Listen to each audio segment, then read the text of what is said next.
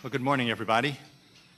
I'm Marty Baumann, the PCAOB's Chief Auditor and Director of Professional Standards. I'd like to welcome all the members of the Standing Advisory Group and official observers to this meeting of the PCAOB's SAG. I'd also like to welcome those others attending here, other observers, as well as those attending via our webcast. Joining me up here in the front this morning, to my right, are Keith Wilson, Deputy Chief Auditor, Chairman Doty, who you will hear from shortly, Brian Sipes, Assistant Chief Auditor, and who does a lot in organizing this advisory group meeting, and Deputy Chief Auditor, Greg Skates, to my left. The first thing I want to do is to thank all of you for being here.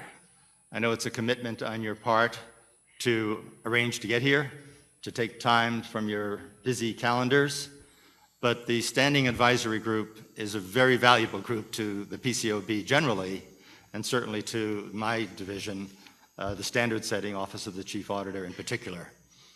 You provide extremely valuable input to us at each meeting and over the years.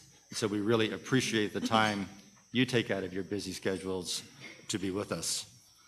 And I'm sure we showed that appreciation by bringing you downstairs 2 or 3 levels today, far away from the sunny skies that would normally pour in through the windows of the facility we normally meet at, but we wanted to get that distraction away from you today.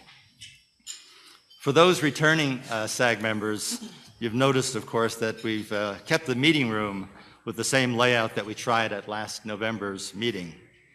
We hoped that this layout would bring together people in a more collegial way and allow for easier dialogue. The other format was getting to a table which was about the size of a football field. And we got positive comments from this format after the last meeting, and therefore we thought we'd try it again. For those who didn't like it, and there were a couple who didn't like the format, we made a few tweaks to the layout, which you may or may not notice, but hopefully if you're among those who didn't like the layout, maybe you'll like it better this time. We'll also be meeting in several breakout sessions later today, which allows for much greater SAG member participation and much easier dialogue. Again, last meeting in November, we had several breakout sessions, and the feedback from that, again, was very positive. We received input about the breakout format, most like the smaller discussion groups, the livelier dialogue, and the capability of having close hand-to-hand combat with the staff. And so that worked well. We'll be very interested in hearing from you after the meeting, mostly about the meeting content, of course, but also about these administrative matters. You have a folder in front of you that has a lot of important materials for the meeting today. As part of that, you have a copy of our updated standard setting agenda. I'll be walking through that later. Copies of the briefing papers that were previously distributed and posted on our website. Also included in your folders are information about the breakout sessions, as well as information about all the members of the SAG, official observers, and a seating chart so you can locate everyone here. Hopefully there'll be enough time with breaks and lunch and dinner for everybody to catch up with each other during this session. As always, we welcome and strongly encourage deep SAG member comments and extensive SAG member comments throughout the session. That's what makes these meetings so valuable. As a reminder, what we ask you to do is just place this name tent card up on its edge, and we'll call on each of you as you arrange your tent cards. That protocol will probably not be in place in the breakout sessions, where it should be a much more free-flowing dialogue. Taking a quick look at the agenda for today, we think we've added some very valuable we have very valuable topics, at least to us, on here, and hopefully you'll find them very interesting and valuable as well in terms of providing content. You'll see that this morning we'll soon turn to Chairman Doty for a general PCAOB update, and then back to me for a discussion of our standard setting activities. We'll then have a presentation on our recently reproposed audit standard on related parties and other amendments to other PCAOB standard. The standard was reproposed on May 7th. It was distributed to all of you, and hopefully at least you've had a chance to briefly look at it. The release is a pretty lengthy document, so maybe you haven't worked your way through the entire thing at this point. After that, we'll introduce two topics that will be the focus of this afternoon's breakout sessions. The first one is going to be seeking your input on the board's future general reports to the public. We issue a variety of reports to the public that summarize various activities of inspections and other views of the organization. And the content of those reports are very important to us in terms of what we're sharing with the public. Getting your views about the value of those reports and how we can make them, improve on them and make them more useful is very valuable to us. The second topic we'll introduce this morning, which will be the subject of another breakout session, will be seeking your input on the PCAOB's project to identify audit quality indicators. There have been numerous projects, academic studies, work by regulators in other countries around audit quality. In many cases, some frameworks for improvements for audit quality have been published. Our Office of Research and Analysis is leading a project to try to identify not just a framework for audit quality, but audit quality indicators that could be true measures of audit quality. And so we'll look for, a lot of information was given to you about that in the briefing paper. A survey was given to you asking you to complete that, and we'll be looking for your input on that as well. Again, in those breakout sessions with much smaller groups, I think we'll have the opportunity to get significant input and lively dialogue around these topics. Your folders indicate where you will be going for each of these breakout sessions this afternoon.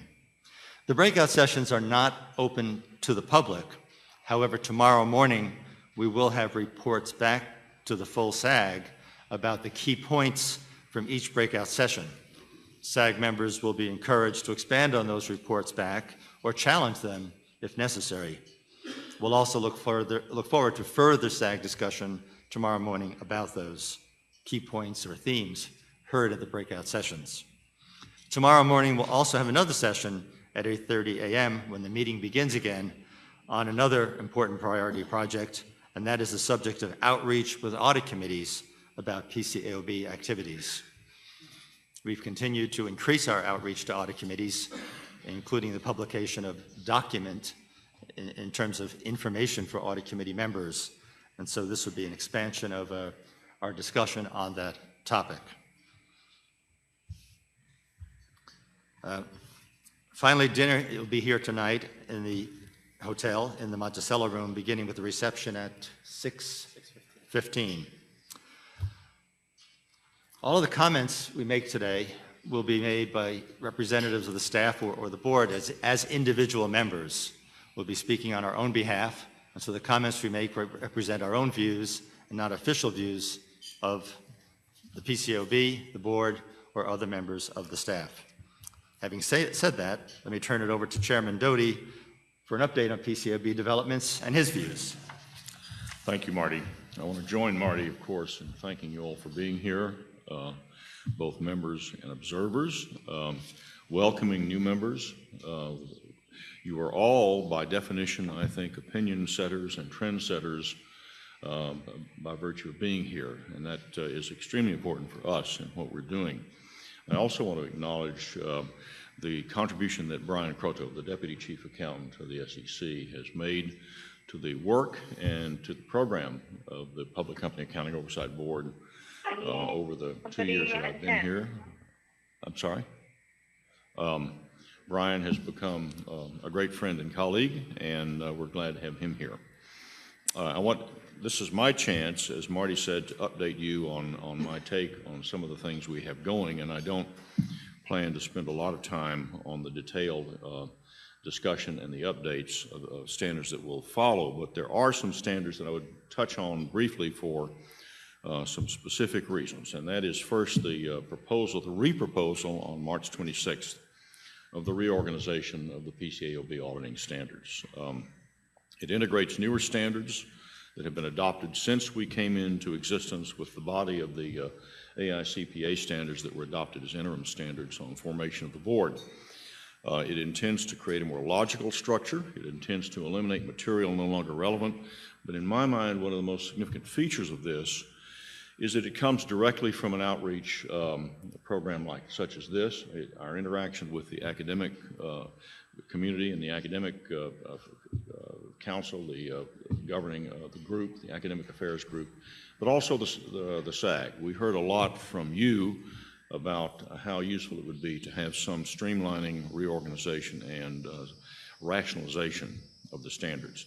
Second, May 7th, the related parties and significant unusual transactions release that Marty mentioned. It's an updating and a strengthening of audit procedures in an area where there have been over my life as a professional, and I'm sure yours, a repeated surfacing of related party and significant transactions engaged in for accounting and purposes, but without substance. So it's one that we think is again long overdue because it collects and it pulls together insights that were obtained in the SAG in our meeting last May. Appendix 4 of this lengthy reproposing release traces and lays out what we have done by way of taking in your comments and the comments of others. Comment periods extend to May 28th for reorganization, July 8th for the related parties, and we expect to hear from you in addition to what we hear today.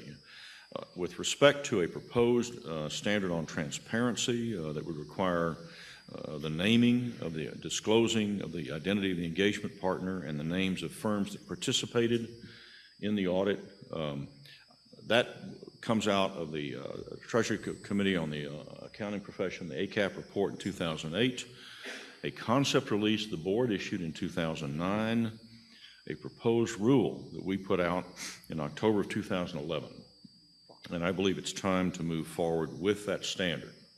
It is a disclosure standard. It requires no new work by the auditor. As with much of disclosure policy, however, and this, in my mind, is very much instinct with the standing views that we hold in this country on disclosure policy, it is possible that the disclosure standard influences conduct for the better. If the disclosure standard influences conduct by causing an auditor to think harder about her reputational stake in an audit, that, in my mind, would benefit the process. Marty's going to discuss the status of this project later. It's getting a lot of attention, but we know, one thing we know about audits are that the quality of the audit is not lost on the users. Capital markets are willing to pay more for reliable audits. And the corollary is also true. They demand a premium from companies which are perceived to be presenting audits that are less reliable. I think it is a good sign that the public wants to know more about the audit and the auditor. In our inspections, we look at engagement partner history. We can see situations where an engagement partner presided over an audit that failed to detect material misstatements, later requiring restatement, and then moved on to another audit that required restatement. There is a body of academic research, empirical research, that is moving in this area and which is confirming some of the behavioral aspects of the audit that are obvious, I think, intuitively to many of us. We're looking for ways in this area to use the natural motivating power of markets to incentivize higher quality audits. And to do that, we think the market needs information. We think the public wants to know about the partner history and the contribution and the quality of the firms that are participating in the audit. And we think that, I believe empirical research will increasingly back up the importance of this, and hope that we hear some lively discussion about it today. On the broader policy initiatives that, as you know, go back to some concept releases, the auditor's reporting model, in my view, is easily the most significant project that we've undertaken in our 10 years. It's going to change, I think, the public perception of the utility and the value of the audit report. It will not change the fundamental pass-fail structure, the binary utility of the audit. It will not shift responsibility for reporting the company's financial results or its position from management to the auditor, but we believe it will reorient the report toward the needs of users. The concept release on auditor independence, objectivity, and professional skepticism. As you know, we've had a series of public meetings over the last year over that concept release, which was originally issued in August of 2011. The agendas and the webcasts, we believe, contain a wealth of information. And we will see, we think, new projects that come out of the suggestions and the insights that we heard in those meetings. One of these has already come out of Marty's office, and that's the audit practice alert on skepticism, which describes and alerts auditors to areas where there can be impediments to required professional skepticism, biases, the forces that can cause auditors to gather and evaluate and rationalize information, recall it, in a way that is consistent with client preference rather than providing the objectivity and the evaluation it needs. We will continue to evaluate the recent developments and monitor the developments in Europe. The Netherlands, as many of you may know, has enacted legislation mandating the rotation of audit firms every 8 years. The UK has introduced changes to its corporate governance code for the FTSE 350 to put audits out to tender every 10 years on a comply or explain basis. 2 legislative chambers of the European Union, the Parliament and the Council, are considering a wide range of audit reforms that include term limits, the percentage of non-audit business, the activities and the responsibilities of the audit committee, and a number of other issues. The Parliamentary Committee recently approved a legislative proposal to impose on public interest entities mandatory firm rotation every 14 years with a possible extender not to exceed 25 years. The other legislative chamber is the Council, and they're reported to be aiming to finish their own package by the end of June. I would not predict where these proposals will ultimately lead. I do think there will be something that comes out of the European Parliament that goes to the issues of the firm structure and the practice of the structure of the practice in the member states. Whatever those reform conclusions are, whether they are a regulation that is immediately applicable to all of the countries or a directive that is implemented member state by member state, I think they're apt to have some effect on audit practice and on our audit markets, and for those reasons, I think they merit close attention. And I should add that permeating our work on all this standard setting, we are doing more to incorporate economic analysis in our thought process. We've had economists in the Office of Research and Analysis for some time, but given our increased focus on these standards that clearly involve market issues, we have added an economic advisor to the chief auditor, and his name is John Powers. He has a distinguished academic resume, and he has served ably in government. John, stand up so people can see you. I hope you will meet him as the day goes on and get a sense of what he is doing with us. Some other areas, near-term priorities. In our strategic plan of last November, we updated it to include more of a focus on the global network firm inspection program, which has become a mainstay of our inspection program. And we also worked on standard setting for emerging growth companies, and that you will see become an increasing but important part of our analysis as we go forward with standard setting. But there are other initiatives. Inspection. Inspection is focusing on deepening the analysis and improving our reporting. As Marty mentioned, the public portion of our reports has gotten increased attention, and we know that there is more interest in it now than there was 10 years ago. And therefore, we've set aside a portion of this SAG meeting to take a hard look, a careful and focused look at what the public needs wants, should have, who our constituents are, and who would be interested in seeing what by way of more information or other information in our reports. The goal, of course, is not to make these reports more technical. It is not to obscure the fundamental concerns at issue. We do want to know, though, what you all know about how our reports are being used, how we can make them more relevant, how we can deepen our analysis in those reports over time and across firms that would be useful to those of you who are on audit committees and who are preparers or are auditors yourselves. We anticipate in this initiative more summary reports. We have issued since we last met and one on the inspection of audits of internal controls or financial reporting.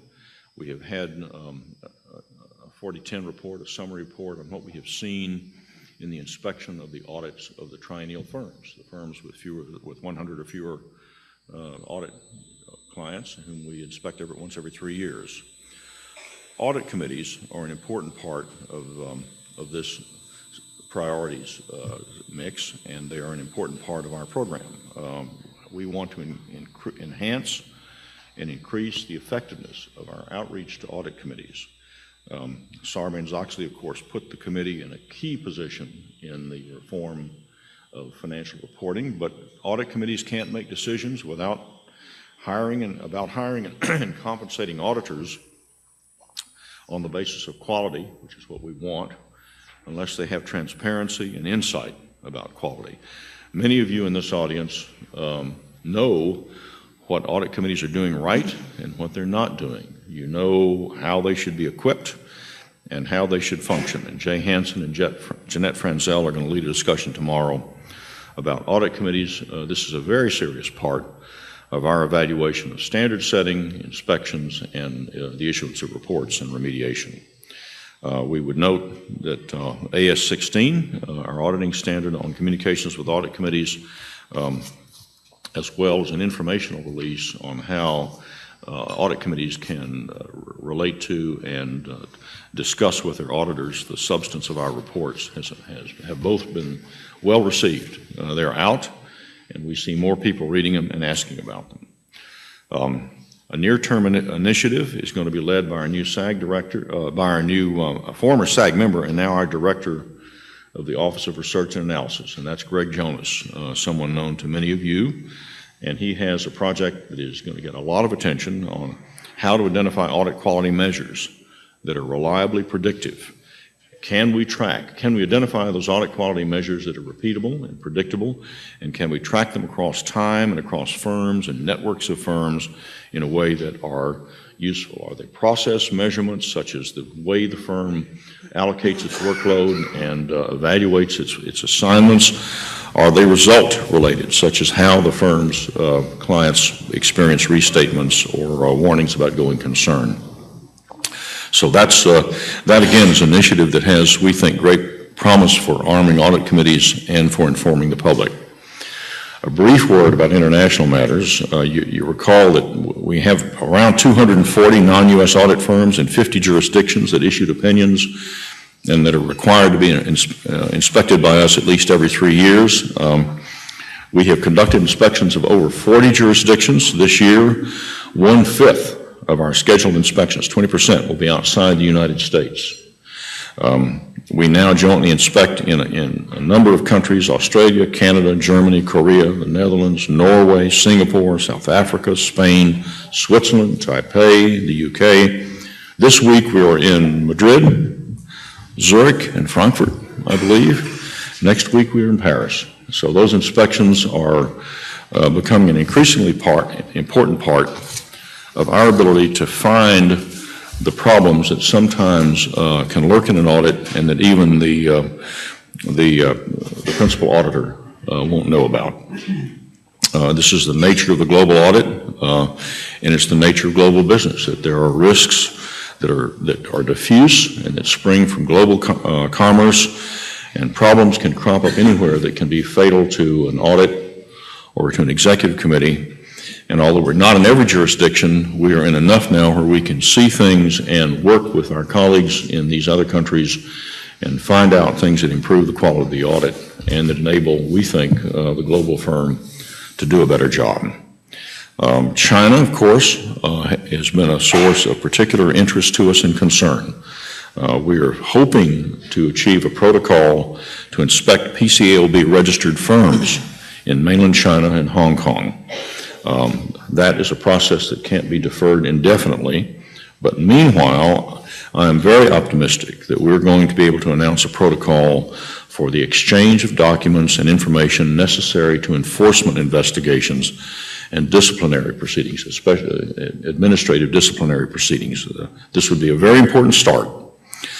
It would allow investors in both of our countries to have some confidence that allegations of fraud in Chinese audits are going to be properly investigated, and that would be a breakthrough that I hope we will be announcing soon. I'm also pleased to report that board member Louis Ferguson in April was named chair of the International Forum of Independent Audit Regulators. He has served ably as vice chair for the past year. He now has a 2-year term in that position of an increasingly important organization. Steve Harris continues to lead the Investor Working Group, and that includes over 40 regulators in other countries, and will be increasingly important, I think, for all of us as a forum and a force in audit regulation. Enforcement matters. Yesterday we posted a disciplinary proceeding. It was the first alleging failure to comply with AS7 and the first case involving auditor rotation violations, engagement quality reviews being the issue there. We have sanctioned for auditing standards that were violated, auditing in the quality control area involving an issuer. We sanctioned for failure to file the reports, for failure to cooperate. Those are all part of a program that labors, as you know, under confidentiality. Jack Reed and Chuck Grassley have introduced a bill to lift that confidentiality. We've spoken about that before.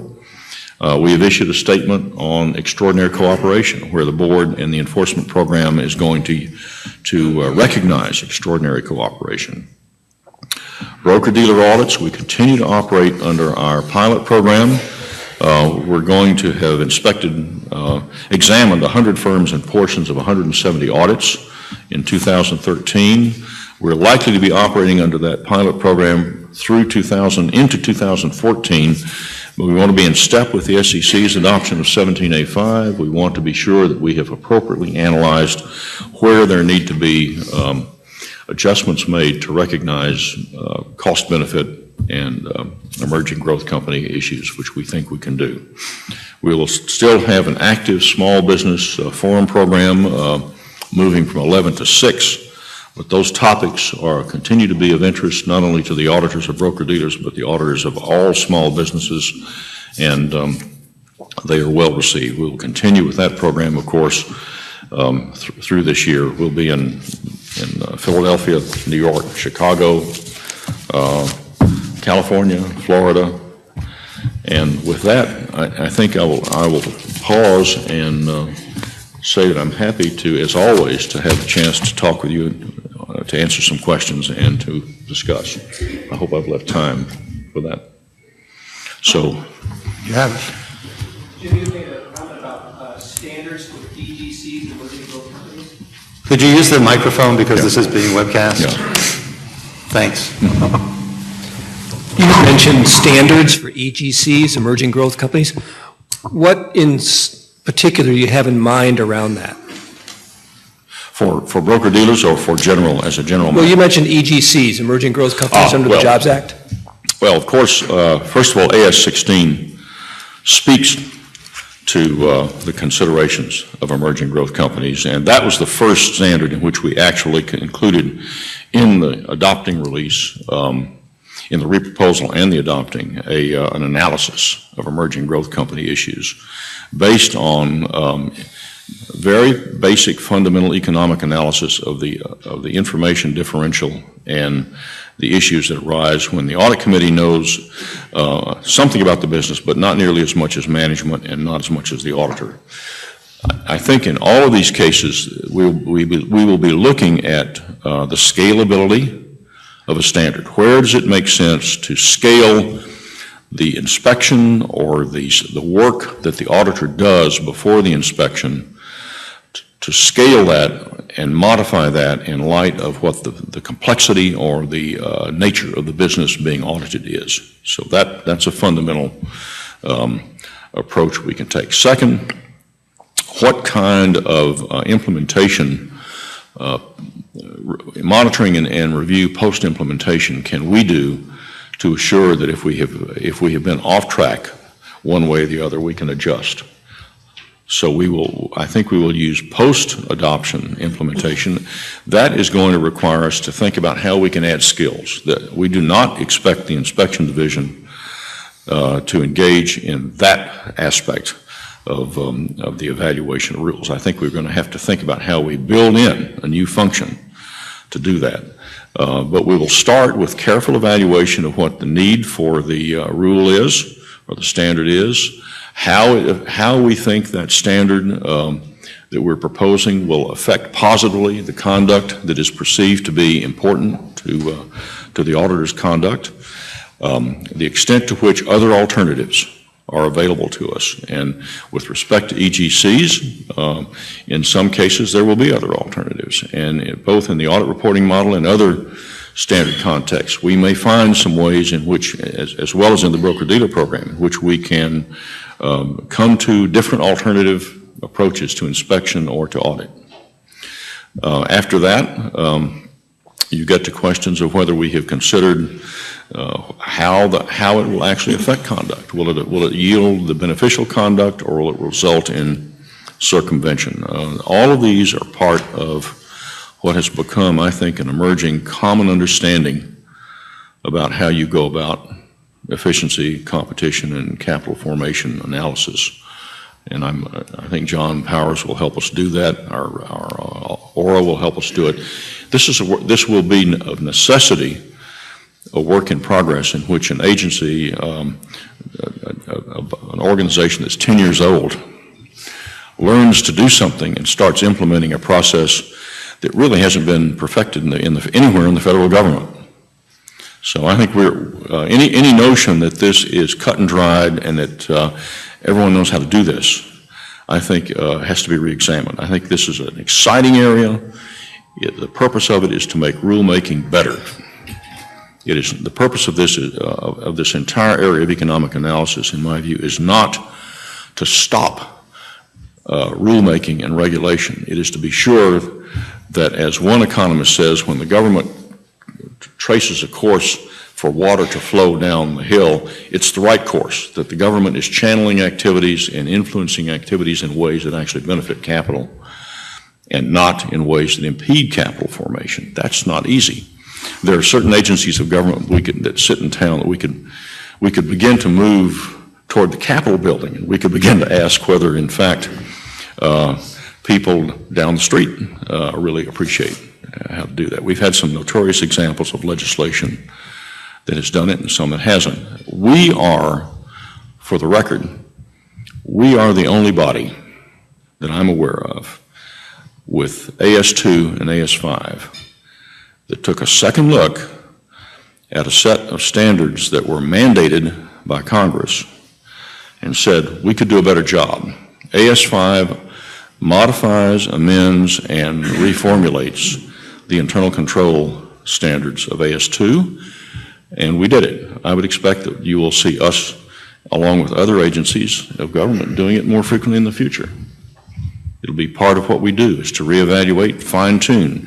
The administrative process, you've set me off on this, I will shut up in a minute, but this goes back to Alexander Bickel and the administrative process.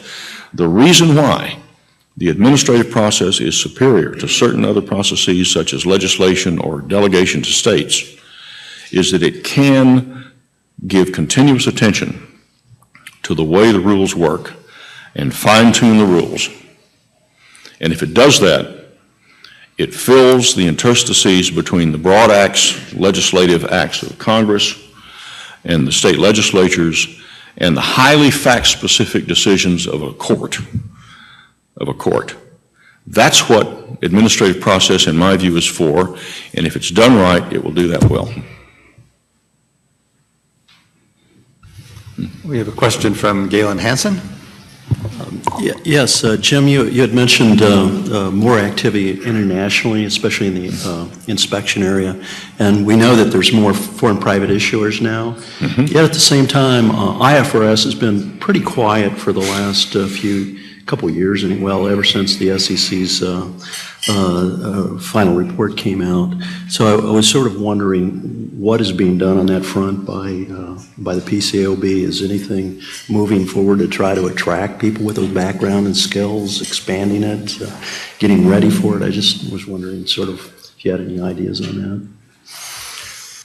We are, you'll hear from Arnold Schilder, I think, later today. And we are in communication with FASB and communication with the SEC on these issues, and will continue to be. I think, Galen, if I understood the question, it's really in connection with the filers with the SEC who use IFRS and therefore but are subject to our auditing standards. What are we doing to attract talent in our inspections group, et cetera, to deal with the IFRS filers? Helen Munter will be here later today talking about the inspections program, so she'll certainly answer it better than I can. But we have been increasing the number of people on the inspection staff who are very capable in dealing with, IFRS accounting standards. So inspecting in environments where the underlying financial statements are prepared in accordance with IFRS, certainly those audits still have to follow PCAOB standards, but you're right, the inspectors need to have a greater knowledge of IFRS in the comparison to GAAP. There's been an increasing effort for years as our inspections group has furthered their efforts in overseas countries where people follow IFRS so that we have that skill set. Was that responsive? Yes. We also have a question. If folks in the back could take Barbara Roper's phone off mute. Barbara Roper couldn't be here today, but she is calling in, and I know that Barbara has a call, so the folks on the phones, could you let Barbara ask a question? Thanks. Thanks, and I apologize for not being there in person because of travel difficulties. I wanted to just make a sort of comment / ask a question on this issue of cost-benefit analysis that came up. I unfortunately do not share the same optimistic view of the motives of those who've imposed these new requirements. But I think it only works, as Chairman Doty indicated, only works as, sort of a benefit if it's not a one-way street. And emerging growth companies seem to me to offer a perfect example. I think there's a strong case to be made that in a number of cases, emerging growth companies are going to pose greater audit risks, not least because many of them will be exempt from 404B. So in considering other standards and how they would apply to emerging growth companies, I would both urge you and ask you whether you are going to be considering these potential increased risks associated with emerging growth companies, and whether they may not call for more rigorous audit standards in certain cases rather than the sort of less burdensome requirements that the Jobs Act sponsors seem to contemplate.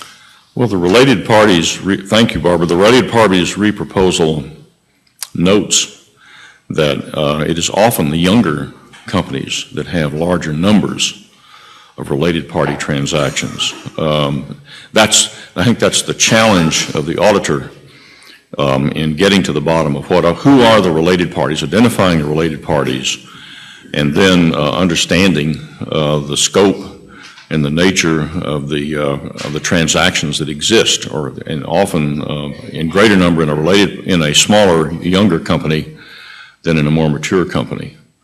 That is not a uniform rule, but it's a risk that we've acknowledged in the reproposal. There are other cases in which one can speculate as to whether there is greater risk in a company that is younger and smaller and has more localized operation, a less complex business model. But it is something that will have to be assessed by the auditor in scoping the audit.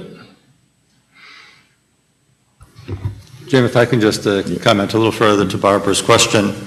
So Barbara, we've had just one standard that's been adopted since the enactment of the Jobs Act, which required a separate analysis for emerging growth companies. That was AS 16 on communications with audit committees. And that standard is applicable to audits of EGCs as approved by as determined by the Securities and Exchange Commission, including based upon the analysis that we performed. Our goal really is to have not different standards for EGCs. I think you suggested maybe more rigorous standards, but really one set of audit standards for all companies. And our standards, as articulated in our risk assessment standards, they are focused on the amount of risk of material misstatement in the company. And so if an auditor assesses an EGC as having greater risk of material misstatement because of the more lax rules that may apply to that company, the newness of the company, or other factors, an auditor may have to perform more extensive procedures with respect to an audit of an emerging growth company. So we're not intending to have multiple sets of standards for different companies. Our goal is to have one set of high-quality standards that apply to all audits, and those standards should be risk-based, and the auditor assesses that risk and increases or decreases the amount of work based upon the assessed risk of material misstatement. And I think that would come into play in an audit of EGCs, as you suggest. Does that help, Barbara? It does, yes, and I think that's a sensible approach. And I would just note that many EGCs now, in their disclosures, are acknowledging that there may be increased risks associated with that EGC status.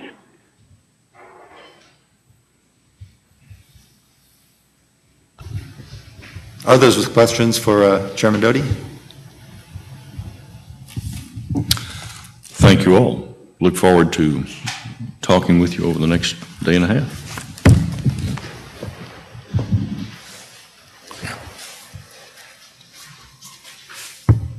Thank you, Jim. I think everybody was in a mood to let you off the hook easily this morning. They're probably saving the tough questions for standard setting, which is the area I'll now turn to, our standard setting agenda and related activities. A copy of our standard setting agenda is in your folder. But before I get to that, I was going to spend a little bit of time, and I will for the benefit still of some of the newer SAG members here. As you know, we have about 40 SAG members, and with terms of 3 years now, and so therefore about 13 or 14 of you are here for the first time.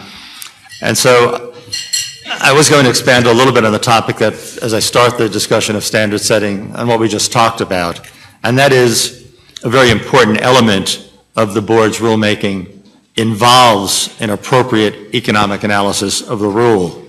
In doing that, we consider alternatives that we considered.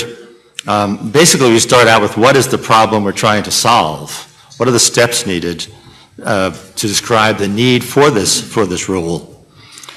We assess the benefits of the rule as well as any unintended consequences, as well as an analysis of how the rule satisfies the PCAOB's statutory responsibility to protect the interests of investors and further the public interest in informative, accurate, and independent audit reports.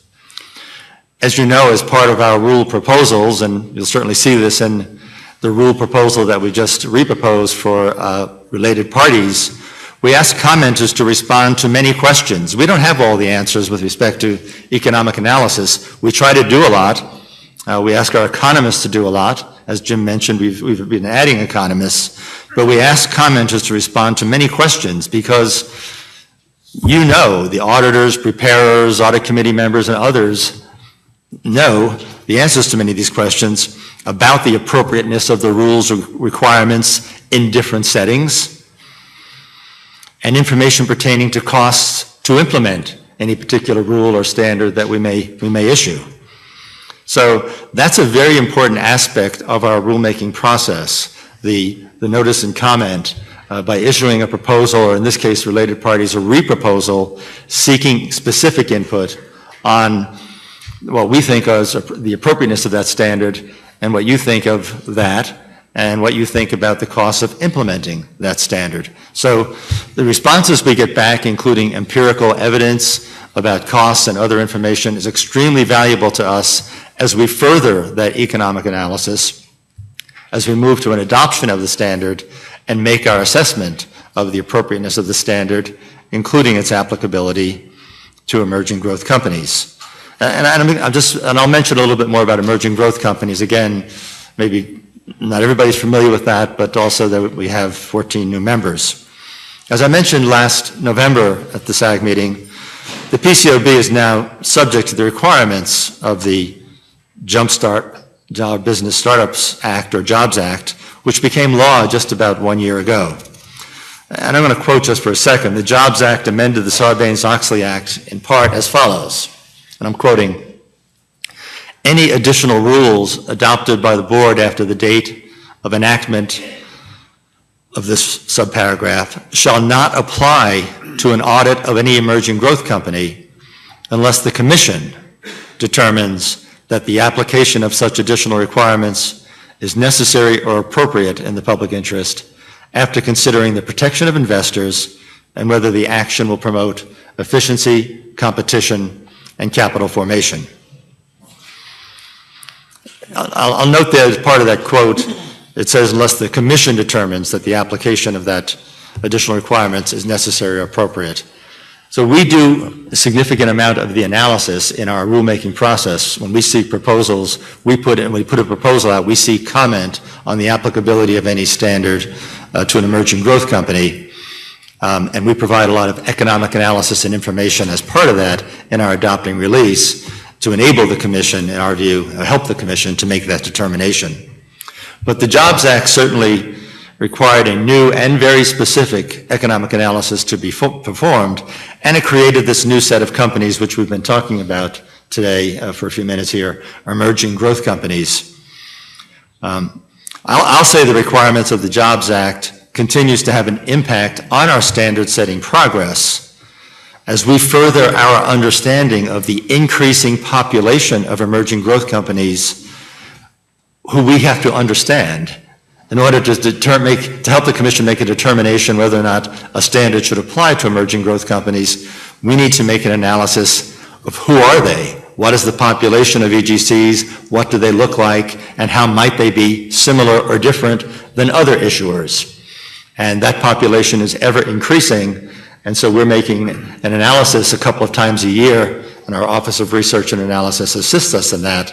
Who are these companies, what are they doing, and what are their unique characteristics or attributes? So understanding that, as well as understanding the impact of any proposals that we have on efficiency, competition, and capital formation. I think, as Jim mentioned, applying these concepts to an audit standard to determine its applicability to a group of companies is something new and requires us to take appropriately thoughtful approach as we put out new proposals with respect to a standard setting. So I wanted to share a little bit more detail about that economic analysis, which is ever increasing, and the specific analysis required around emerging growth companies. Before I get further and talk about the standard setting agenda, let me just comment briefly on our standard setting philosophy, at least as I see it. Our goal in the Office of the Chief Auditor is continuous improvement in audit quality through continually improving auditing standards. We also want to continually improve audit quality by highlighting areas of audit risk through timely practice alerts. Jim mentioned one before, and I'll talk about that a little bit more in a moment. In our goal to continuously improve audit quality, we are very mindful of our responsibilities of acting in the public interest and protecting investors, while also considering any disadvantages or any unintended consequences of our rulemakings. Before I go further into the standard setting agenda, I would like to talk about recent activities. Jim talked about some of them, but I'll expand on them a little bit since the November SAG meeting. So recent activities since the last meeting in November 2012 included the four following items, which we'll expand on a bit here. First was a staff audit practice alert on maintaining and applying professional skepticism in audits. That was issued on December 4th, 2012. That practice alert, in my opinion, I think should be required reading for every member of every audit team. I gave a speech on this subject at the AICPA conference in December 2012 and shared that view. Because what we've learned from inspections is that concerns continue to arise about whether auditors consistently and diligently apply professional skepticism. And we're also aware of the fact that, and the alert notes this, that certain circumstances can impede the appropriate application of professional skepticism and allow unconscious biases to prevail, including incentives and pressures resulting from conditions inherent in the audit environment, scheduling and workload demands, or an inappropriate level of confidence or trust in management. So audit firms have to be alert for, and auditors have to be alert for these impediments, and have to continually be reminding the teams of the requirements in PCAOB standards to exercise due professional care, and due professional care requires the exercise of professional skepticism in all aspects of the audit. This is important for every auditor, and it's important for the senior partner of the firm to set the right tone at the top about professional skepticism. It's important for the engagement partner on each job to set the right tone of what the audit is all about for the engagement team members, including their performance and the appropriate degree of professional skepticism, and to remind the team throughout the audit of those requirements. So we issued this practice alert in December because of the concerns we had seen through our inspections of a lack of skepticism in many audits, as well as is pointed out in the practice alert, many other countries, as part of their audit inspection regimes, have noted problems with respect to professional skepticism.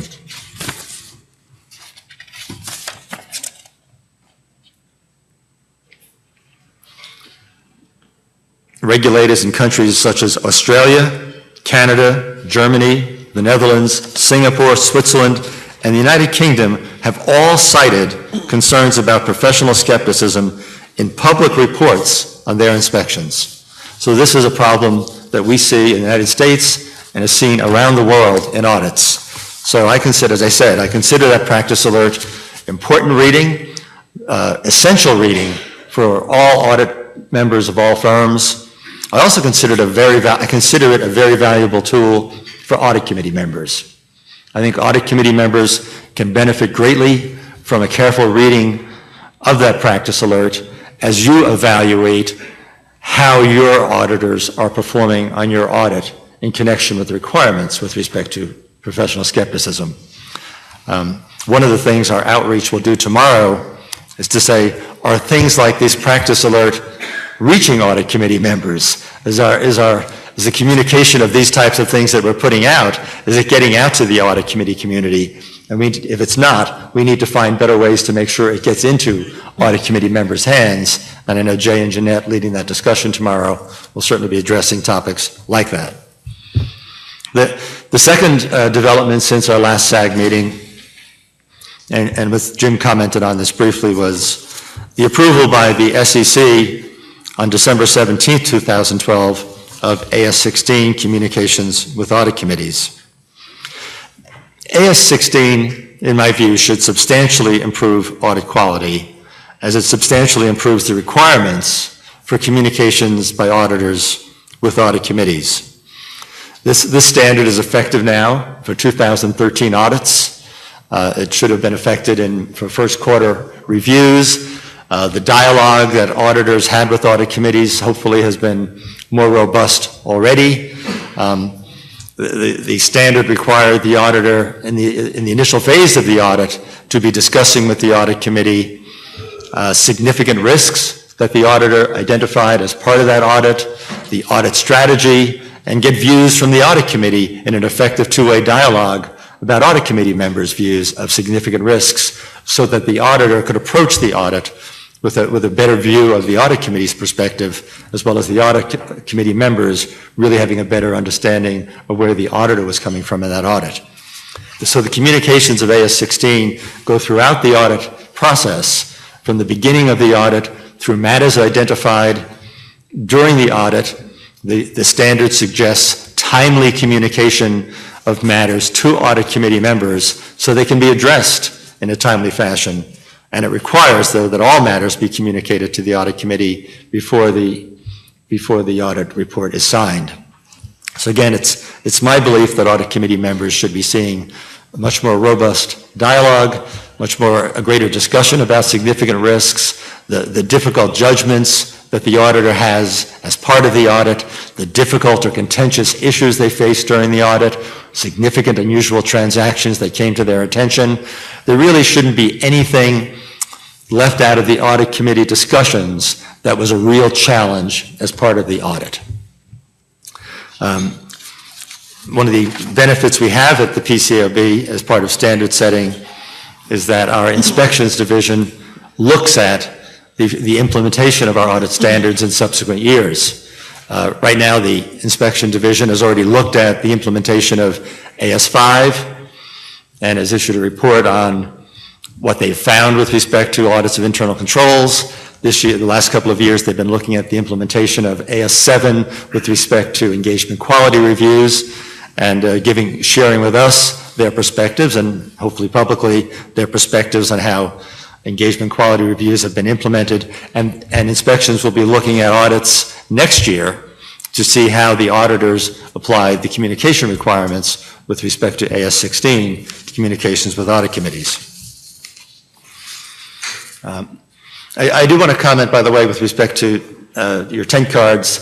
Don't feel you have to wait to the end of a presentation. If you have a comment to make, please feel free to put them up at any time, as we hope this is not just a soliloquy during these meetings, but an active dialogue, and get your reaction to any statements I might be making. The third thing we did since the last meeting, and Jim made a reference to this as well, was we proposed a framework for the reorganization of PCAOB standards on March 26th of this year. Comments on that proposal are due on May 28th. I'll turn to Keith Wilson in just a moment, and Keith will go over some of the highlights of that framework. But again, when the board was founded, the board adopted the standards of the Auditing Standards Board, the AICPA, as its interim standards for purposes of audits and then inspections. But along the way, we've been developing new standards, AS1 through AS16. Those standards are ordered in just a sequentially numbered basis with no logical framework to them. The interim standards of the profession did have a logical framework to them, dealing with general standards, standards of field work, and reporting standards.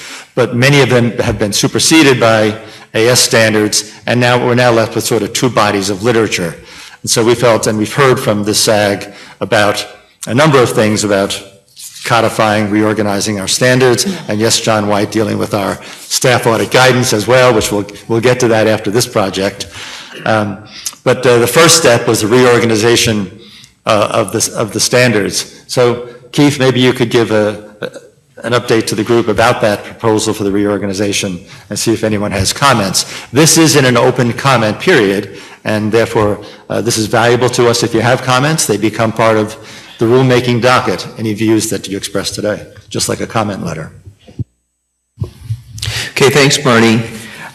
Right off the bat, I guess the idea is, as Marty and as the chairman had mentioned, the overall objective of the project is to try and make our standards more easy to use, easier to navigate, easier to find things. And part of a big part of doing that is putting them together in a logical way. As Marty mentioned, we have standards that are in different sequences, almost two completely separate buckets of standards, organized in different ways.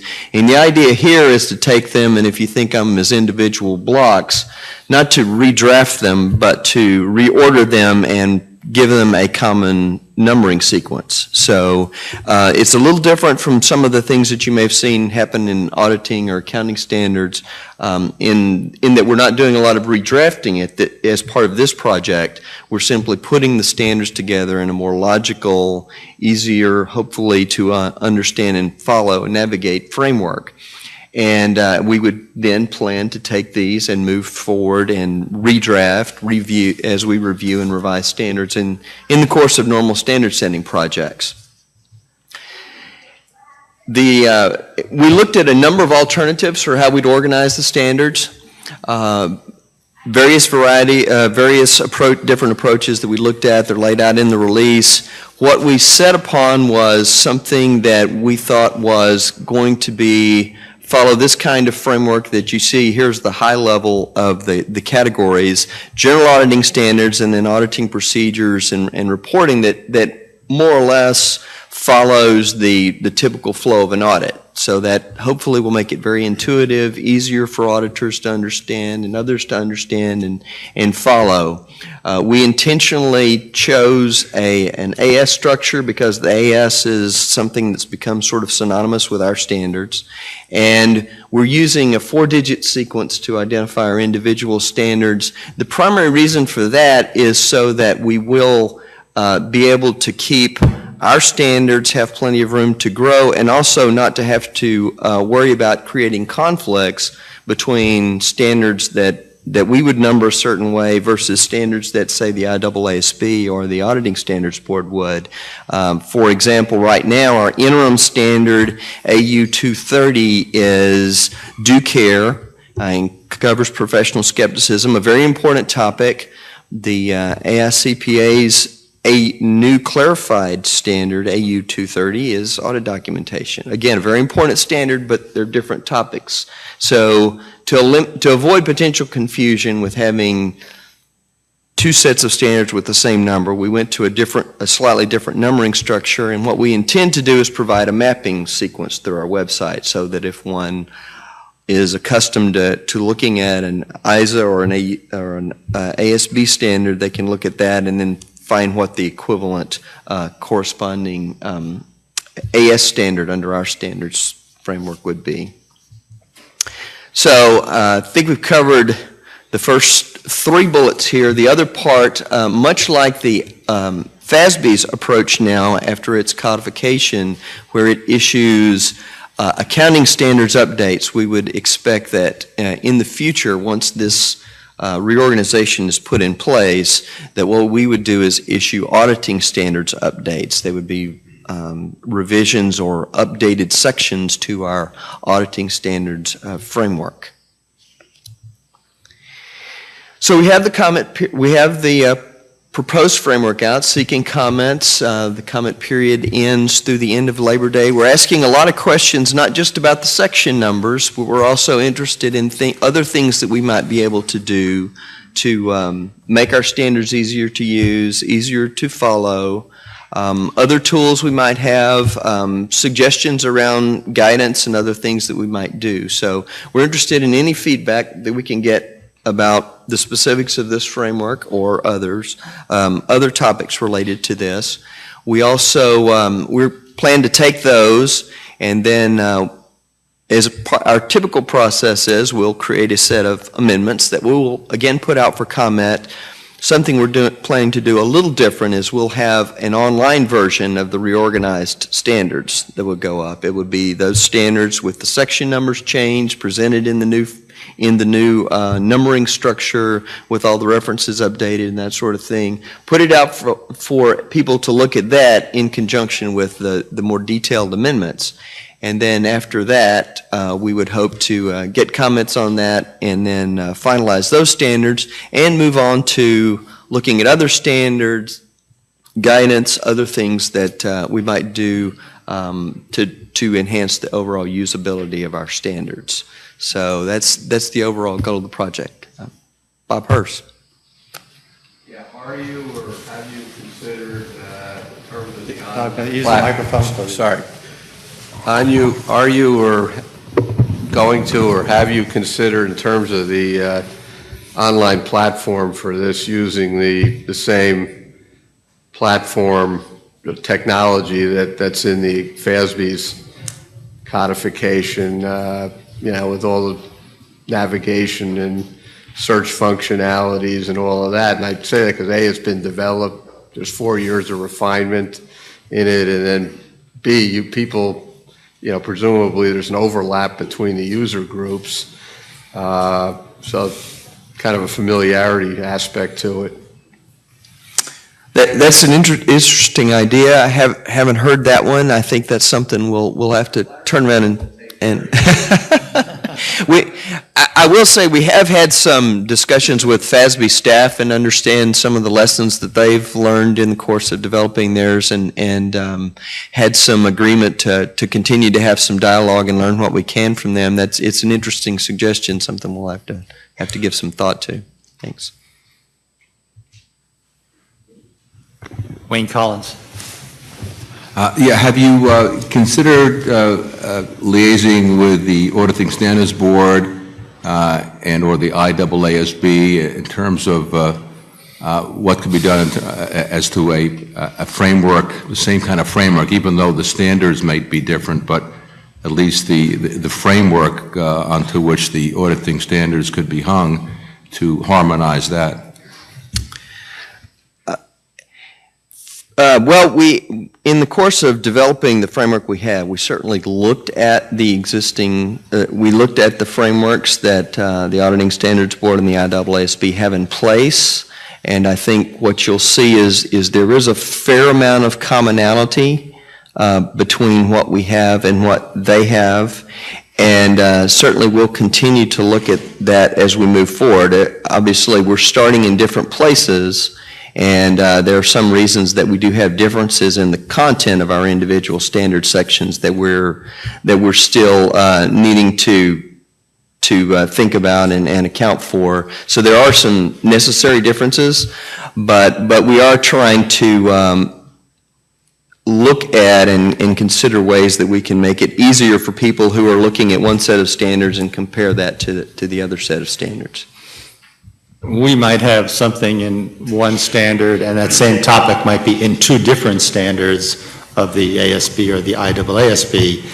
And so a clear one-to-one linkage really can't be made, and that's why, if you look at the release, we've mentioned some of those challenges, and at the end of the day, what seemed to us to be the best version was to go to a completely different numbering system, but have roadmaps to the IAASB standards and roadmaps to the ASB standards, and have a general logical format that's similar to in terms of the flow of the audit and how one thinks about the audit process.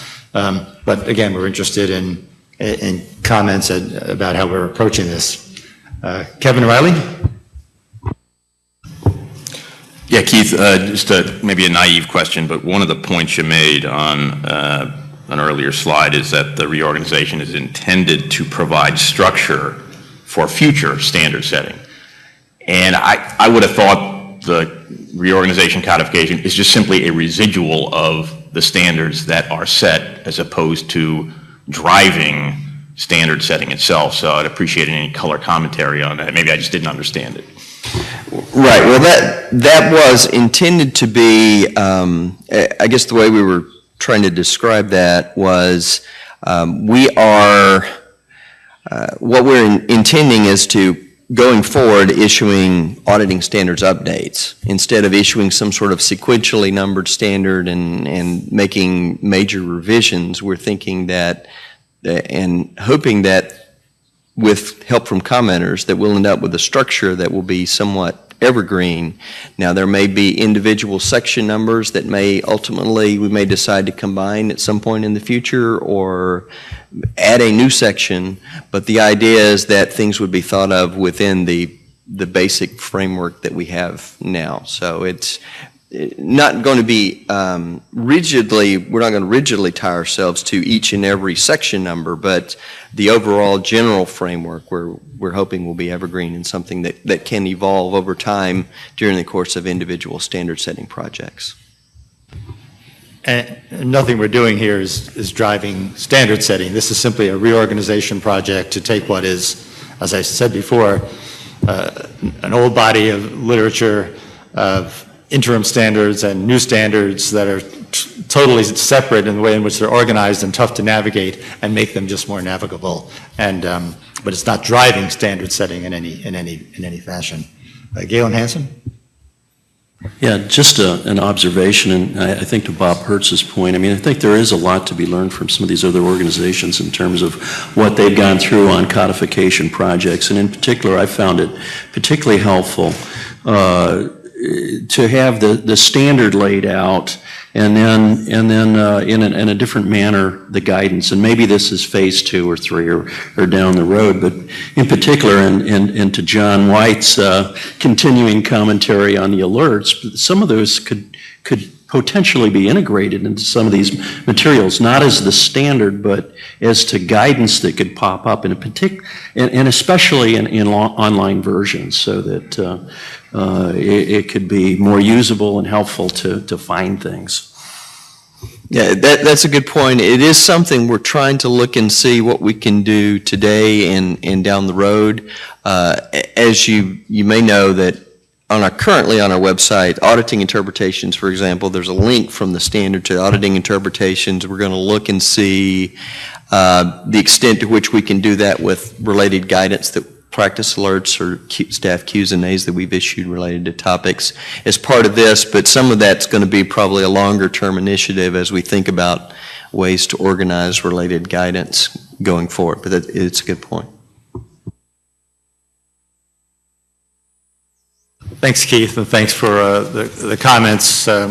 It's not a typical standard setting project, but we think it's a very important platform for making our standards usable to the profession, usable to students and others, and easy to navigate. And as well, as Keith said at the end, and the good suggestions that came in from Galen and others, to be able to link in other type of guidance ultimately into this new framework. So it's the platform for building a better environment and a basis for the PCAOB's literature.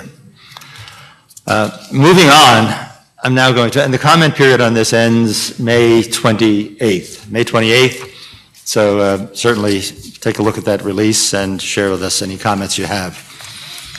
The fourth activity, since the last SAG meeting, and Jim mentioned this as well, and I did, was the reproposed standard on related parties, together with amendments for significant unusual transactions and other risk assessment procedures, including those regarding executive compensation.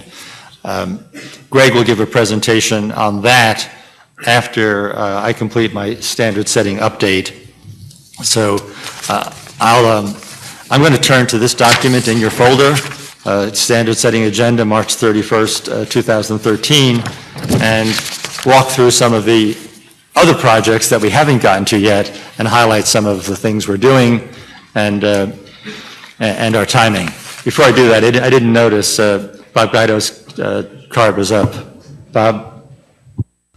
Thanks, Marty. I really appreciate the codification effort going on in the auditing standards, and hopefully it'll be international standards too that will be pulled into this. But back in the 90s, we envisioned a linkage from an audit methodology, and again, driving audit quality is the name of the game, and that comes with execution in the field.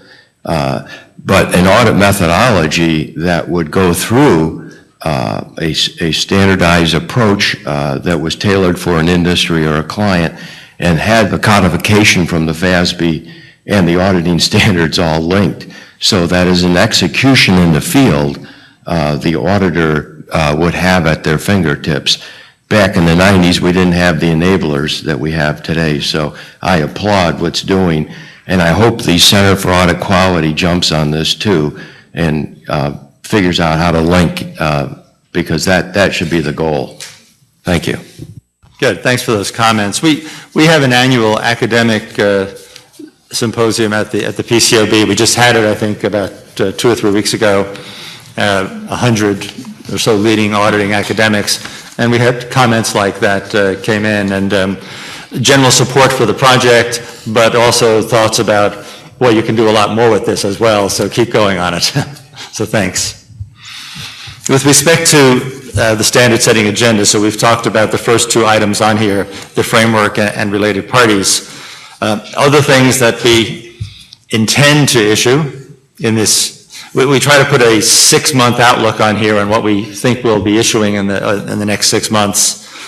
We intend to have a proposal out on the auditor's reporting model, a proposal out on the auditor's responsibility with respect to supervising other firms, accountants, and specialists, and an adoption or reproposal regarding the transparency subject that Jim talked about. Let me go into a couple of those in a little bit more detail. Jim mentioned the auditor's reporting model as being an extremely important project. We agree with that. It's obviously taking a lot of our time and attention. The auditor's report, as we all know in this room, hasn't changed in any substantial fashion since it was required as part of the 1933 Act. There's been a few tweaks to it from over the years. A number of commissions have studied the auditor's report. Calls for change have come from time to time, but little real change took place. I think post the financial crisis, there was a global call for change to the auditor's report. This was loud and clear from investors around the world that the auditor's report just wasn't doing the job. All the audit report said was we did an audit, basically, and the financial statements present fairly. Many of those companies who got the unqualified reports were shortly either out of business in the financial crisis or would have been out of business except for government assistance. Investors felt that the auditors knew a lot more about the company, they knew a lot more about the challenges in the audit, a lot more about the difficulties involved in reaching their conclusions, and really wanted to know more about the auditor's views on that. The issues came about largely in putting a concept release out, and we got a lot of good comments back. Generally, auditors, preparers of financial statements, and audit committee members didn't object to an improvement in the audit report, but really wanted it limited to, if anything, talk about the audit. If you're going to talk about something, talk more about what is the auditor's responsibility, the audit itself, and maybe what the auditor's most difficult challenges were in the audit, or most difficult judgments, or things like that.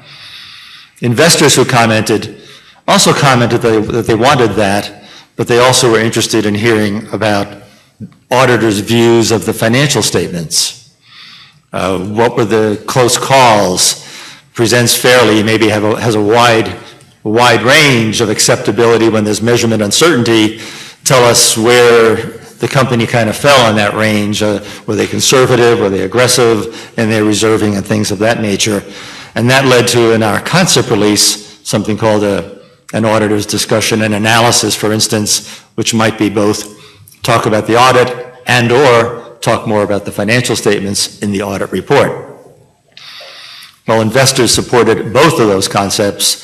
I think, again, auditors, preparers, and audit committee members were very concerned about the auditor talking more about the financial statements, concern of creating conflicting information. There really aren't standards for the auditor to evaluate where something is on a range of acceptability. There are standards to evaluate whether something presents fairly or doesn't. There was concerns about how auditors would do that. There was concerns about the length of time that might take to address what's in the financial statements and an auditor's view about that, and negotiation with management and an audit committee about your views of the financial statements versus ours and what we say in MD&A. So the real challenge we've been facing as we've been drafting this proposal is to try to balance all of these valuable input we received from the concept release, from roundtables, from the November SAG meeting, when we had breakout sessions talking about the use of maybe emphasis paragraphs and communications to audit committees as the principal driver of what somebody might say in an audit committee, in a new audit report. So in any event, we've been trying to balance all of these factors and trying to come up with the best possible solution. What I'm not going to tell you right now is the solution.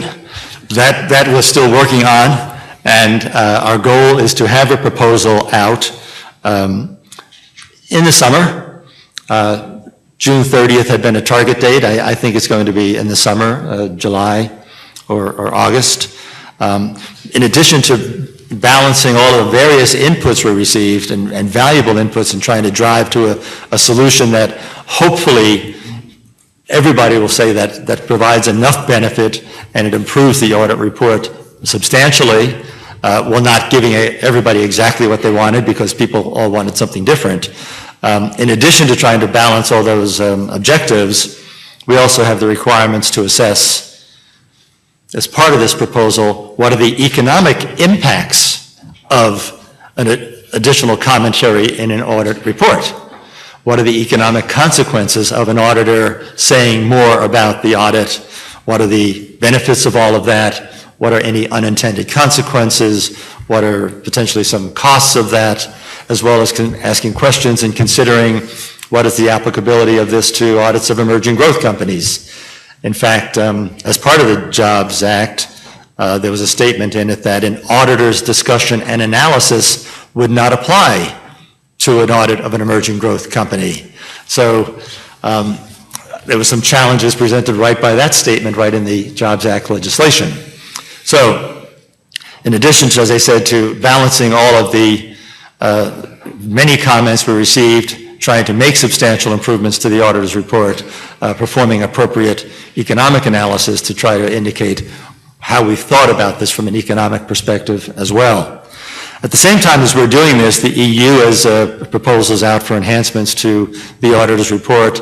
Other standard setters, the IAASB, has been very active in a project to improve the auditor's report on a similar time frame. And Arnold Schilder and I have met on numerous occasions. I attend the IAASB CAG meetings, they're equivalent to the SAG, and the board members have met with, our board members have met with members of the IAASB who are working on this project on several occasions. So we have been trying to make sure we're aware of each other's directions. Many have said it would be beneficial if what the IAASB came out with for an audit report and what we proposed were similar, so that the audit report didn't depart too greatly around the world. That's not a specific objective of ours, but we were aware that that is a good objective if that's the case, but it still meets our requirements for the best possible improvements we can make to the auditor's report. I thought I would just take a moment and say, Arnold, did you want to make a comment? Some might be interested in where you are on your project on the auditor's report project. Thank you. Sure, Marty. Thank you very much. First, let me just confirm what you said about how we have listened to each other over the years. Last November in the SAC, our Deputy Chair, Dan Montgomery, has updated you on how we were digesting the many comment letters on our invitation to comment mid-last year, improving the auditor's report. And we have been working very hard to bring this now to revised standards, including a new standard for auditor reporting. And end of June, we will have another board meeting in which we hope to finalize this, but I realize there's still a lot of work to be done. What is driving us, of course, is completely similar to what both Jim Doty and Marty Baumann have shared here. We are receiving the same calls from users of financial statements that they want to hear more from the auditors about what is relevant to them. And we have been also in the same discussions and sensitivities. What we hope to agree on in June, just as a very brief summary, is a new standard on so-called key audit matters that the auditor will be required to share with outside users. So there will be a new section in the auditor's report of listed entities in which the auditor would report on, let's say, issues that were of most significance in the audit. And that therefore would be beneficial to users to understand more about the audit and indirectly, therefore, of course, about the financial statements and the company itself. Those matters would be selected, we think, from the communications that the auditor had before with those charged with governance, or the audit committee, if you like. So basically that process of communication would already start early at the beginning of the audit with a focus to, in the end, having a clear consensus about what will be reported and why. But inevitably, the auditor would have to use her or his professional judgment in that selection process and also in how to communicate about it. Because it's certainly different whether you communicate to an audit committee, where you have a very intense two-way communication, or to an outside audience that maybe you would like have some dialogue with in a shareholders meeting or so, but nevertheless the process is different. So that is the key innovation. It's new, it's not now there, key audit matters. We also would suggest that there is a section explicitly about going concern, the appropriateness of using the going concern basis of accounting, including material uncertainties. We have reached out to the IASB to clarify some language in their IAS 1, like significant doubt and material uncertainties, because that's not quite clear what's meant there. We would mandate an explicit statement on what the auditor has done in regard to other information. There will be a bit more language about responsibilities and also what is a risk-based audit. And preferably, although we would leave that in the end to national standard setters, but preferably we would like to see the auditor's opinion as the clear conclusion of all of that in the very beginning of the auditor's report, rather than buried down somewhere at the end. So that's what we hope to achieve in June. And indeed, on the process, we had a number of good dialogues with PCAOB board members and staff. I'm very grateful for that. We will continue to do that, both in meetings like our CAC and the SAC, but also more privately. We do the same, of course, with representatives of the European Commission, European Parliament, national standard setters. We speak with investor representatives where we can. And in the end, I think it's fair to use a term that I learned from Jim Doty, that we are applying conscious parallelism, meaning that while respecting each other's mandates, including confidentiality requirements, we are moving forward to the best we can in a similar direction in the interest of the many stakeholders in the audit, and in particular the external users. So I hope that you will see the publication of all of that in the course of July, and that's where we are. Thank you, Marty. Thanks, Arnold. I asked Arnold to give a couple of comments because we have been working together on this. We've had a number of discussions about this together. Again, to the extent that auditors' reports can still look similar around the world, I think that would benefit the global community. Again, our driving factor is to get to the best audit report possible, but we are very conscious and aware of what they're doing. Jim Doty and then Rick Murray. I just wanted to assure my colleagues in the law, although I no longer practice law, I have noted for Arnold the fact that conscious parallelism is not a good thing in the antitrust literature of the country, but as far as I know, it can yield some constructive results in international cooperation. Rick Murray. Marty, I note in the proposed definition of audit quality that robust dialogue is a good thing, and totally agree with that. We had what has to be called a pretty robust dialogue on this issue at the last SAG meeting, and it seemed to me, I'm sure perceptions may differ, but it seemed to me that we were actually making quite substantial progress to defining areas of agreement that would be vital to the product that he'll be putting forward in June. So my question really is a timing and process one. To the extent that we in fact were reaching some common ground, and that common ground is embedded in the proposal, I'm sure the timing will be satisfactory to everyone. If the proposal seems to be heading in a different direction, will there be an opportunity for the SAG to return to that robust dialogue and have a discussion with both Arnold and his project and with yourselves? Thanks, Rick. I think you're right. The last SAG meeting was very beneficial to us. There was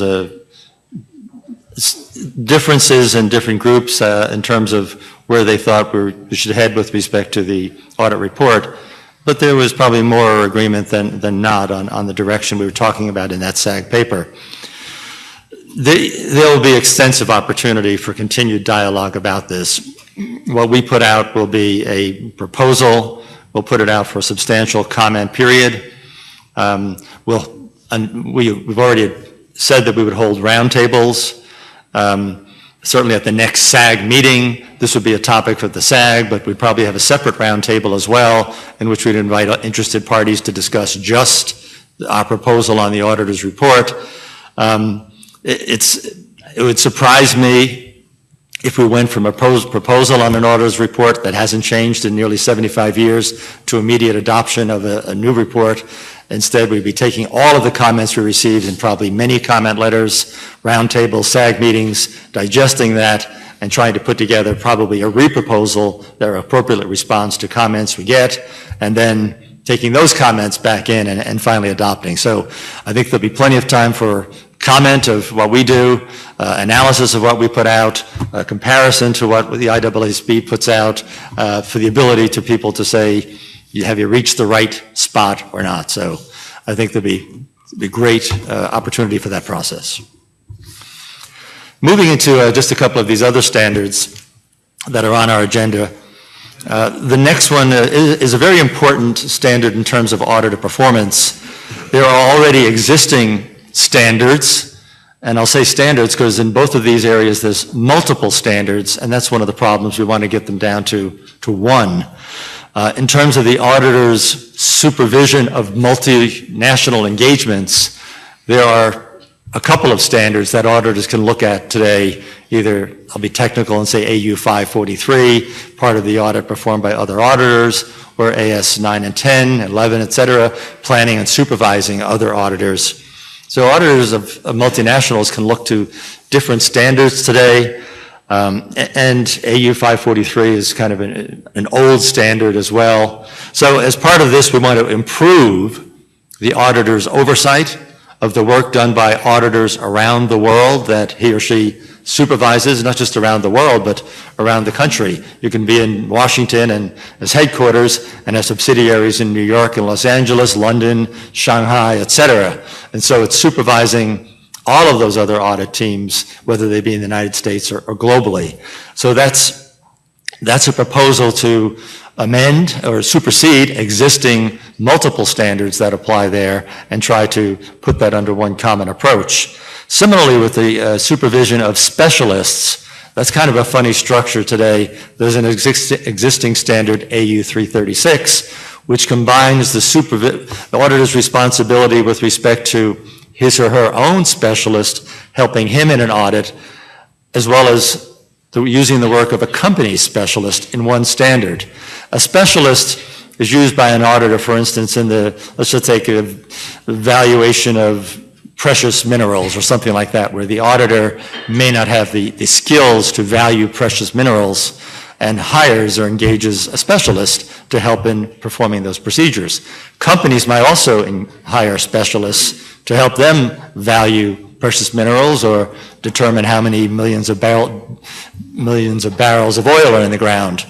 So there are many areas where specialists are used.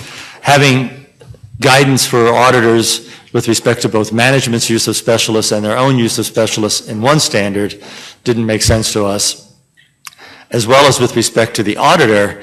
If the auditor employs a specialist, and many of the largest firms employ their own specialists, don't hire third parties, that's in a different standard as well.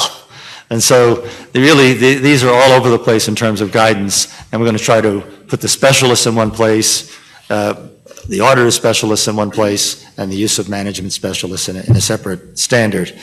This, we think, is an important standard. Obviously, it pertains to important aspects of the audit. If you have to use a specialist, that's an area of great judgment typically in complexity, and multinational engagements present challenges in many aspects. So improving auditor performance obligations in these areas, we think, are very important. The next one, number 5, I'm going to talk about with number 8, which is identification of the engagement partner and identification of other firms participating in the audit. We proposed this initially as, we had a concept release on whether or not the engagement partners should sign the audit report, and then we put out a proposal of identifying the engagement partner in the report, and in that proposal also identifying other firms that participate in the report, in the audit. The nature of some of the comments we got back on the two different issues were different, so we decided to separate them, but we continue to think about them as whether or not we should put them, if we adopt it as one item. Jim spent a lot of time on this. I won't spend too much more, but there is a great demand for investors to know who is the audit partner who had primary responsibility for this audit. The audit partner is identified in many countries around the world. It's becoming increasingly common throughout the European Union, Australia, other places. Investors in the United States want that information. And that information can be very valuable over time, just like knowing which firm did the audit, and different firms have different audit quality. Knowing which partner led the audit, and different partners have different skills, investors think has great value. In addition to that, some academic research has indicated the identification of the name of the partner in the audit report could increase the accountability of that engagement partner in the performance of his or her procedures. Right now, as noted in our inspection reports, and I was reading today the Australian ASIC, their inspector was saying that in 20% of their audits, they're finding deficiencies. I don't know the exact percentage offhand in our audits, but it's potentially possibly around 20% of the audits that we inspect are not up to PCAOB standards. If auditors felt more accountable by having their name identified in the report, hopefully that number would decrease greatly. So we think that's a very important aspect. Also, knowing what other firms participated in the audit and the extent of their participation is very important. There can be things as dramatic as some of the reverse mergers that have taken place. Well, I'll just use China as an example, where an operating company in an emerging market may have merged with a shell company in the United States, and there's an auditor signing that report in the United States, but nobody knows that 90% of the audit work or 95% of the audit work is being performed by a firm in that emerging market, or maybe that firm is not inspected by the PCAOB because the PCAOB can't inspect in that country. So identifying other participants and their extent of participation, I think, is very important, not just in those scenarios, but also in many U.S. multinationals. A great extent of the audit, it could be 60 or 70% of an audit, can be done in other countries by other auditors. Some of those countries we can inspect in, maybe some we can't. Even if we can, the different firms that are involved in the audit may have very different inspection reports with respect to the quality of their work. In any event, we think all of that is very valuable to investors. So we are moving forward with improving the transparency of who does the audit, both the engagement partner and other firms employed in the audit. Denny Beresford.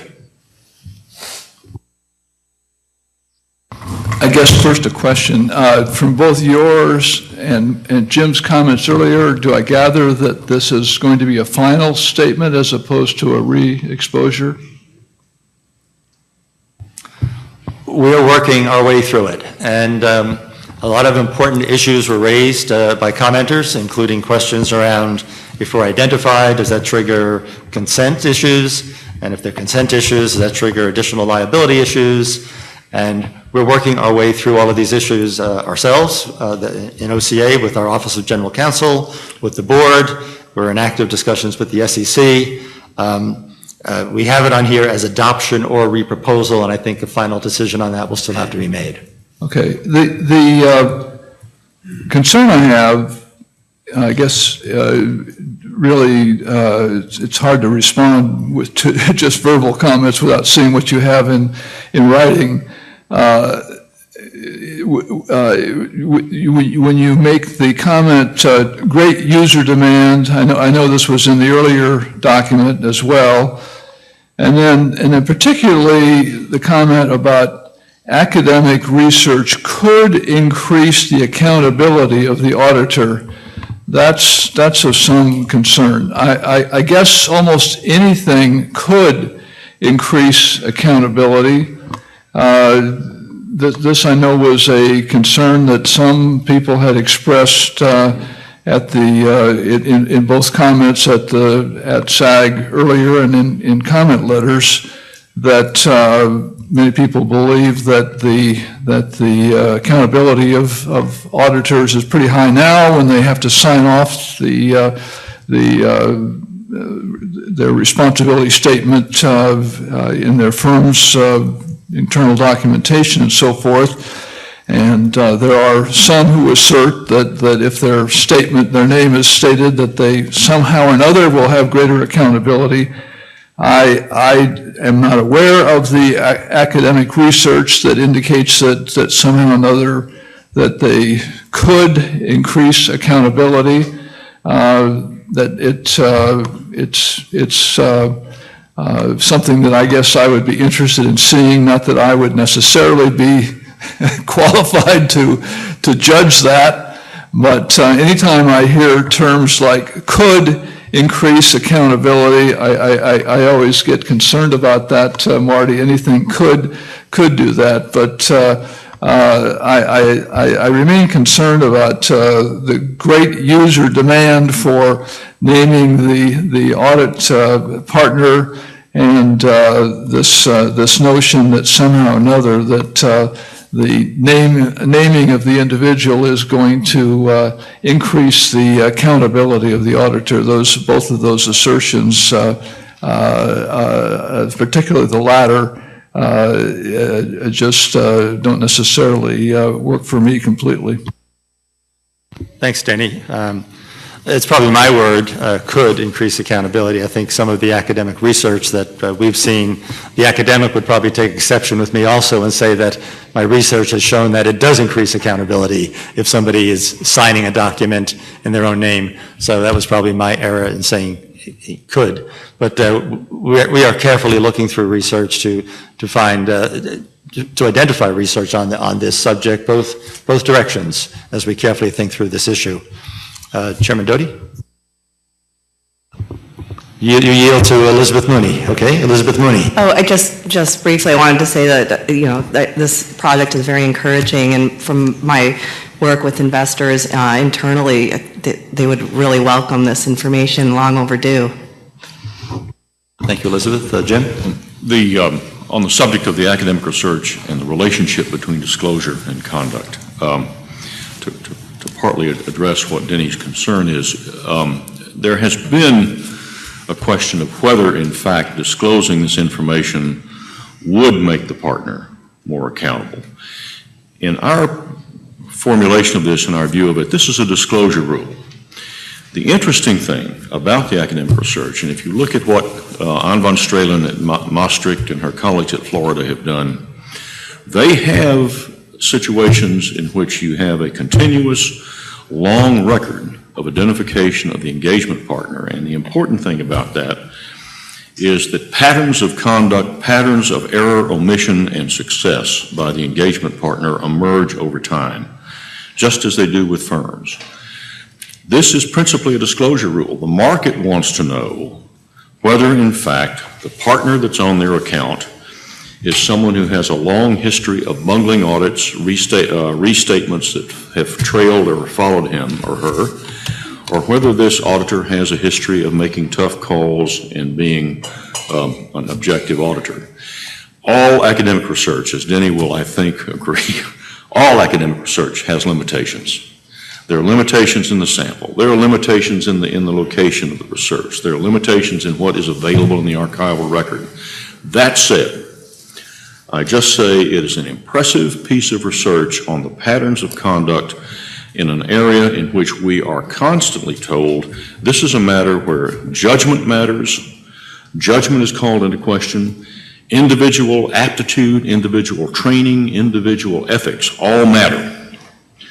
And what von Stralen's research shows is that if you start stretching this out over time, investors can go back and can see where the behavioral patterns or the qualifications of the auditor lie. It is very hard for me to see why, since in much of the world, the memory of man runneth not to the contrary when to the point where investors didn't know their engagement partner. Why would it be true that in these United States of America in the 21st century, you don't know the name of your engagement partner unless you go to the annual meeting? If an investor in BNP Paribas has not only the name but the signature, how can we possibly go forward in a world where we know that emerging markets have different cultural assumptions about what auditors will in fact call or do to check the validity of audits, and not, as Marty said, know what percentage of our work was performed by auditors in these other cultures? It is at root a disclosure. It is a disclosure principle. To the extent that anyone says, well, it will mean that auditors have to do more work, it will affect their conduct. What I was trying to say earlier is any good disclosure rule has an indirect effect on conduct. Our system has rested on the principle of the sunlight principle that is so often cited, that generally the effect of that disclosure, if it is an effect on conduct, is beneficial, is salutary. What drives this one is it requires no new work by the auditor. So I would cast it that way, Denny. I think we do know that other people get it, that other people want it, and that in societies and in nation states where it has been made routinely available, there are meaningful conclusions that can be drawn from it. Thanks, Jim. Bob, is your card up from before or again? It's new. Actually, Denny beat me to it. And I've got a couple observations. First, I like the idea of bifurcation of this issue. I'm all for transparency, but I do think we're mixing apples and oranges when we talk about signators versus accountability of firms involved, especially if the individual firm that we're talking about is outside the scope of the quality control system of that firm on a global basis. I think that's really important. On the signature, that troubles me because if we're talking about the competency of the audit partner's sign-off, to me, that is the audit committee's responsibility to do their homework, to really ensure you've got the right partner and he or she has not got a bunch of baggage in their background. That is the accountability that's needed in the capital markets. I'm not sure that additional sign-off of an individual in a report means a lot. And as Jim said, go to the annual meeting if you want to know that person who has a chance of maybe speaking at that meeting. But more importantly, be careful of unintended consequences with this. I'm really concerned about that. Thank you. Thanks, Bob. One of the things that I think we all have to take into account is at meetings like this, we have the members here who are audit committee members are some of the best audit committee members in the world. And not all audit committee members of 11,000 public companies are the same. And investors say they appreciate the work greatly that the audit committee does, as do we. But investors feel they need this information, and not all audit committees apply equal rigor around some of these things, but I understand your comment. Richard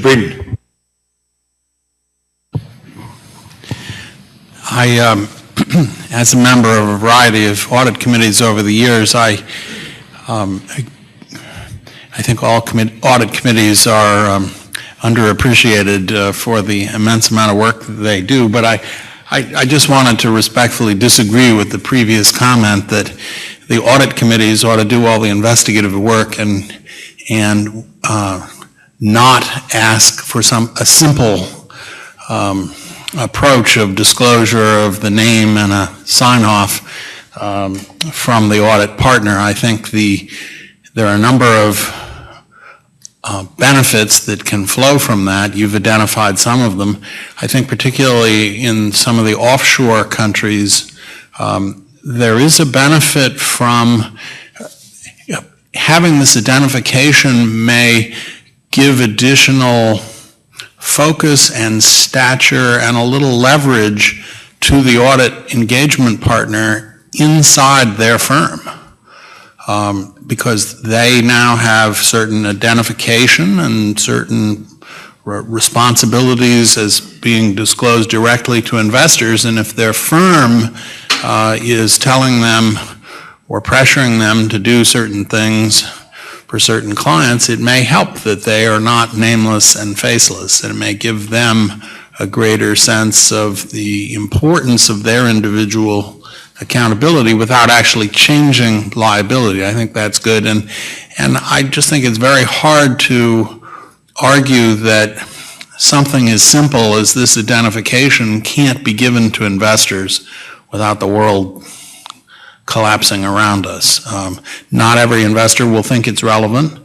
Some investors may be perfectly happy with the work their audit committee may have done, but others may want to have it. And why not err on the side of giving investors as much relevant data as possible? Thanks very much, Richard, for those good comments. Steve Buller.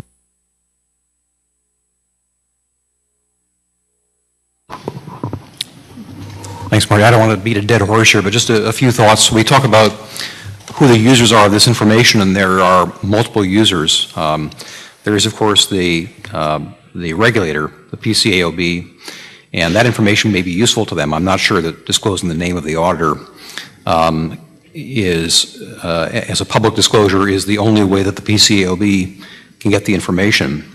There is a preparer, which is, of course, the company and the audit committee, which I think has a responsibility to understand who their auditor is and their background. And again, I'm not sure that public disclosure helps that. What I focus on is information that is actionable. And so when we talk to our analysts and to our people who vote proxies, we say, is this information actionable to you? So if you see an auditor name and the auditor is associated with a past failure, would you vote a proxy no, or would you as an analyst fail to invest in that company because an auditor is associated with a failed audit in the past?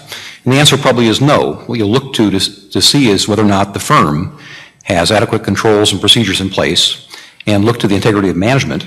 But the name of the auditor probably is not something that's going to impact your ultimate decision. Thanks, Steve. Well, you can see this topic has engendered interest in our proposals anytime we bring it up in conversation. So we're continuing to work deliberately on this project. I'm not sure whose card was up over there. Oh, Roman Will. Okay.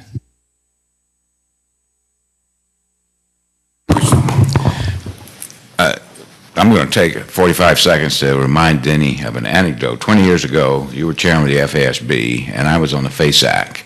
And the FASB members were complaining that you weren't getting enough information, feedback, thoughts from academics about proposals, exposure draft, and so on. And I said to you, the way to get us to write you is to acknowledge our names in the exposure draft. Instead of saying somebody said X, Roman Wheel said X. Bill Beaver said Y. And you heard me, and you didn't do it, and we academics didn't respond. All we have is our egos. If you don't stroke our egos, we're not going to do the work. So there's no empirical evidence here, but my belief is that if you put somebody's name on a comment, they're going to be more careful about the comment and perhaps give them more. Maybe that doesn't apply to auditors, maybe it does. So that's the end of the anecdote. What I don't understand about this discussion is how we can have an auditor who, bumbling was the word that I think Jim used in describing the contents of the research. How does an accounting firm let somebody persist who's got a record of bumbling? I would think that the publicizing the bumbling will make the auditor go away. No firm's going to let that happen. So we're probably not going to see a history of bumbling. We'll see a history of people being taken off the audit. What I can't figure out is why the bumbling persists even when it's secret. Thanks for the anecdote and the views. I want to, I'm sorry, Jerry de Saint-Pere. It seems to me that if the name of the auditor is put into the report, that people like Roland will soon do academic research to do correlations between restatements and so forth and names of people. It will create a body of data. That body of data does not exist at the moment. So if you're sitting on an audit committee, I've been through this as many people here in large companies a number of times, you know a lot of information about the person. And if you're a big client, you really have the resources to dig into that. It seems to me if the body of data that research could provide from this was available, that would be an additional tool that would be helpful to the audit committee. We agree with that. I think that body of data is going to be developed over time. There'll probably be plenty of companies that want to develop that and think it can be useful to investors, audit committees, and others over time. Jeff Mahoney and then Jennifer Paquette, and then I'd like to move on to another topic. Thank you, Marty. As you know, this was a recommendation of the Department of Treasury's Advisory Committee on the auditor's signature, and there was general support within that group from the user community for this proposed change. But also, one of the strongest and most articulate supporters of this proposal was a former auditor from one of the largest accounting firms. He pushed very strongly for this to be a proposal of the committee. All right, thanks. Jennifer Paquette, and I pointed out to me that I missed Damon had his card up too. So Jennifer, then Damon Silver, and then we'll move to the next topic. Thank you. I just wanted to circle back to the comment whether the release of the name of the auditor in itself would be of value to investors. And I think I'd like to highlight the fact that investors are making decisions based on a mosaic of information, and any one piece of information may not be the determinant of a buy or sell or hold decision, but what's the importance or value of any of those pieces of information that formulates that eventual decision. I think that having the name of the engagement partner is important, and I think it's a component that investors should be allowed to consider, as well as academics to evaluate over periods of time. I think it's not something to be discarded in that it may not impact one particular decision, but it is an important component potentially for investors to make decisions going forward. Thank you, Jennifer. Damon?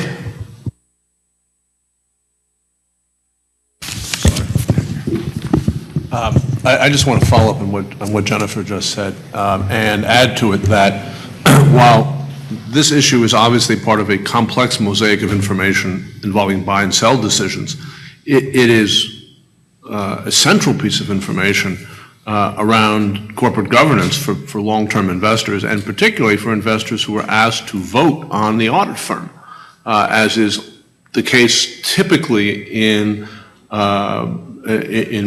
medium to large cap companies. I mean, obviously there are firms that do not ask investors to do that, but almost everyone does.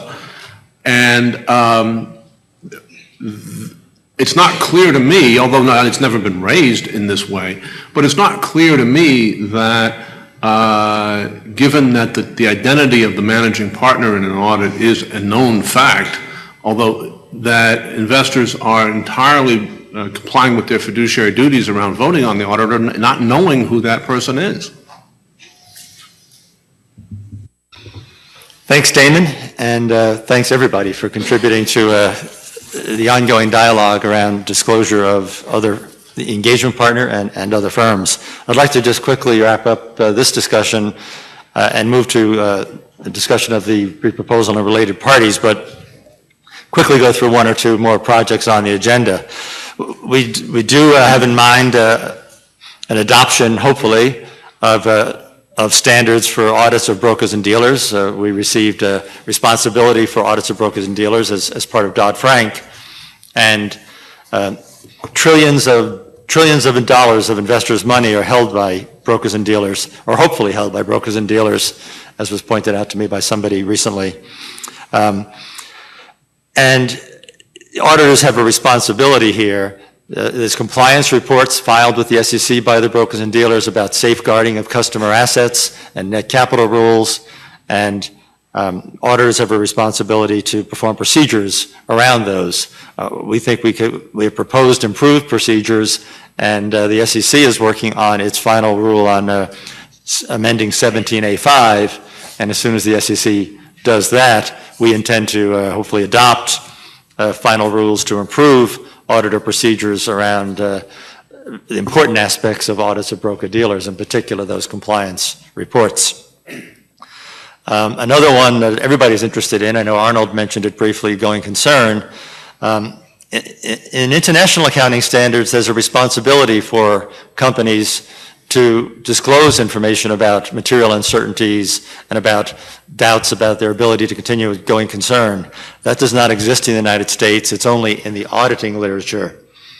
We've had a project to improve the auditing literature with respect to the auditor's performance with respect to identifying whether there's a risk of a company's inability to continue as a going concern, to improve the definition of what is a going concern or not, and to improve the definition of what is substantial doubt about what a company's ability is to continue as a going concern. So that we have a project to make enhancements to our existing standard, but there's also a project that FASB has had, I'll say on and then maybe off and now on again, to move the going concern literature into U.S. GAAP as well. So at this point in time, we continue to have our project, I'll say timing dependent on what FASB is doing, but we certainly at some point may just have to move ahead. But Larry Smith, can you tell us the latest on where FASB is on this project? Yeah, I think I've reported at previous meetings what decisions we've made to date. The board has reviewed a draft, as well as external fatal flaw reviewers have reviewed a draft, and the staff is working through the comments, and we hope to issue a proposed standard sometime in June. Thanks, Larry. Our goal would be then to issue our revised auditing standard, a proposal with respect to changes in the going concern standard in many respects, but shortly after FASB issues their exposure draft on going concern, and therefore commenters would have the ability to look at both the new accounting guidance and our new auditing guidance. I'll just briefly mention Jim talked about auditor independence and firm rotation number 11. I'll say two very important projects on the lower end. They're active projects, not in the next 6 months will you see anything, but probably later in 2013 or maybe early 2014, hopefully. We think improvements can be made to audit firms' quality controls. I think it's an important aspect to build in the right quality controls in the firm. We have existing quality controls that came out of the interim standards. The IAASB, in their clarification project, added some improvements to quality control standards, and we intend to put out a concept release with some of our ideas in terms of how quality controls could be improved at audit firms, and we'll look for input on that and presumably hold some hearings around that. Another important project deals with auditing fair value measurements. We've tentatively decided to combine that project with auditing accounting estimates, including fair value measurements and disclosures. We're actively working on that project. As you know, we had a pricing sources task force. When markets became illiquid, determining fair values became very challenging. Big issue for FASB at the time, as well as for auditors and our inspection staff. But I'd say one of our larger inspection findings is inspections around auditors' performance with respect to auditing fair values. So there's a place again where we have multiple standards and where we need to get that down to one high quality, the best standard possible, and improve auditor performance in that area. It's high on our agenda. It's a very important project and a difficult one, but hopefully later this year or early 2014. With that, I think we spent a lot of time on what I think is a very busy standard-setting agenda. We always look for your comments for other areas we can be discussing. At a meeting last year, we laid out some other possible topics. We talked about those, got some input on those other topics that we could be taking up, and we'll review those with you again and where we stand on those, hopefully at the next SAG meeting. Now I'd like to turn it over to Greg Skates to talk about our recent reproposal with respect to related party transactions and other amendments to other PCAOB standards. Thank you, Marty. As Brian Degano and Nick Grill are joining me, I'll first introduce this. As Chairman Doty said in his remarks, the board reproposed for comment a new standard on related parties. There's three elements here. First, the standard itself would replace the existing standard AU Section 334. The second part is amendments. We're reproposing amendments with respect to the auditor's identification and evaluation of significant unusual transactions. And then the third element are other amendments to existing standards of the PCAOB, and one of those items has to do with respect to the auditor's assessment of a company's relationships and transactions with its executive officers. As a backdrop here, the standard itself, the original proposal went out on February 28th of 2012. It was also discussed, you might recall, at last year's SAG meeting in May. We received 37 comment letters, and the board reproposed this standard and these amendments for two principal reasons. One being, like I said, we received comments on the original proposal. Generally, the commenters were in agreement with our approach. However, they did have some good recommendations. We listened, and for example, some of the commenters said that the auditors are not responsible for identifying related parties. We agree that is first and foremost with the company, with management. Management is required to identify the related parties, all transactions and relationships with those related parties. We believe the auditor's responsibility is to evaluate the company's identification, the accounting for and disclosure of those transactions. So it's the auditor's responsibility to evaluate what management has done. The second reason we proposed it is, as Marty mentioned earlier in his remarks, our original proposal went out on February 28th, but that was prior to the enactment of the Jobs Act. So in this reproposal, we are now seeking comment specifically with respect to empirical data and other information that will help us and assist us in making a decision as we go forward. We want to get information on economic considerations and information about the applicability of this reproposal with respect to emerging growth companies. The comment period ends on July 8th, and what I'd like to do now is to turn it over to Brian Degano, and he will go over a few aspects with respect to the related party standard and the amendments with respect to significant unusual transactions.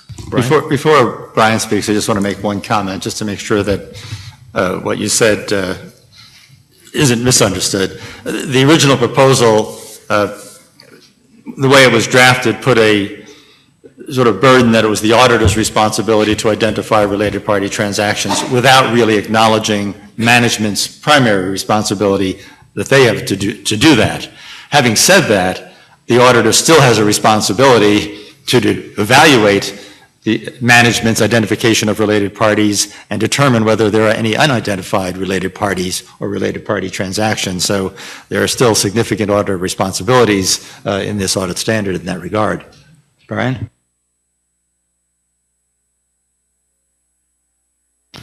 The reproposed standard is designed to strengthen the existing audit procedures for identifying, assessing, and responding to the risk and material misstatement associated with a company's related party transactions. And some of the key requirements in the reproposed standard are that the auditor will be required to perform procedures to obtain an understanding of the company's relationships and transactions with its related parties, perform specific procedures for each related party transaction that's either required to be disclosed in the financial statements or that is determined to be a significant risk, perform specific procedures when the auditor determines that a related party or relationship or transaction with a related party previously undisclosed to the auditor exists. We've already talked about one of the next ones, evaluating whether the company has properly identified its related parties and relationships and transactions with related parties. And lastly, communicating to the audit committee the auditor's evaluation of the company's identification of, accounting for, and disclosure of its relationships and transactions with its related parties. And as Greg mentioned, we made several changes to the reproposed standard, and those include clarifying the relationships with the risk assessment standards. So commenters had requested clarification of this, and the new standard clarifies that the specific risk assessment procedures performed pursuant to the reproposed standard are done in conjunction with the risk assessment procedures required by auditing standard number 12. Second, clarifying the auditor's responsibility to evaluate whether the company has properly identified its related parties. And commenters wanted some clarification on this. And as has been pointed out in the staff's view, the clarifications recognize that the company is responsible for the preparation of the financial statements, including in the first instance the identification of the company's related parties, and the auditor begins the audit with all of the information that they obtain from management. A third area where we made some changes from the originally proposed standard is allowing additional auditor judgment. And one example of that is that the reproposed standard no longer includes a requirement that the auditor treat each previously undisclosed related party transaction identified by the auditor as a significant risk. As Greg mentioned, there's also reproposed amendments regarding significant unusual transactions. And those reproposed amendments are designed to improve the auditor's identification and evaluation of a company's significant unusual transactions. And I won't go through all of these, but some of the key requirements are that the auditor will be required to perform specific procedures to identify a company's significant unusual transactions, perform specific procedures to obtain an understanding of the business purpose of those identified significant unusual transactions, and then some other procedures to enhance the auditor's evaluation of the business purpose of those identified significant unusual transactions. And the key changes made in this part of the proposal were to enhance the linkage between the reproposed standard and the reproposed amendments to better show the complementary nature of the auditor's efforts regarding its work on a company's significant unusual transactions and a company's related parties. So, for example, the reproposed standard includes a footnote which notes to the auditor that the information obtained in identifying and evaluating a company's significant unusual transactions could indicate information that, or could identify information that indicates that undisclosed related parties might exist. So we've tried to improve the linkage between those areas. I'll turn it back over to Greg for the other reproposed amendments.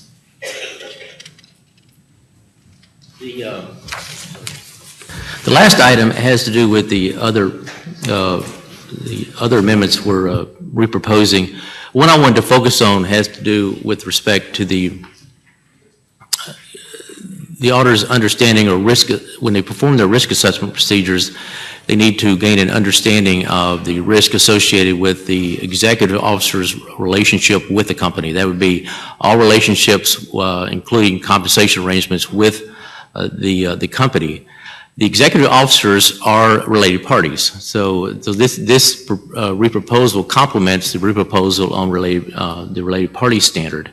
And when we first went out with the original proposal back in February of 2012, we were somewhat surprised when we got the comments in. We were expecting to get a significant amount, a number of comments on related parties and significant unusual transactions, and we did.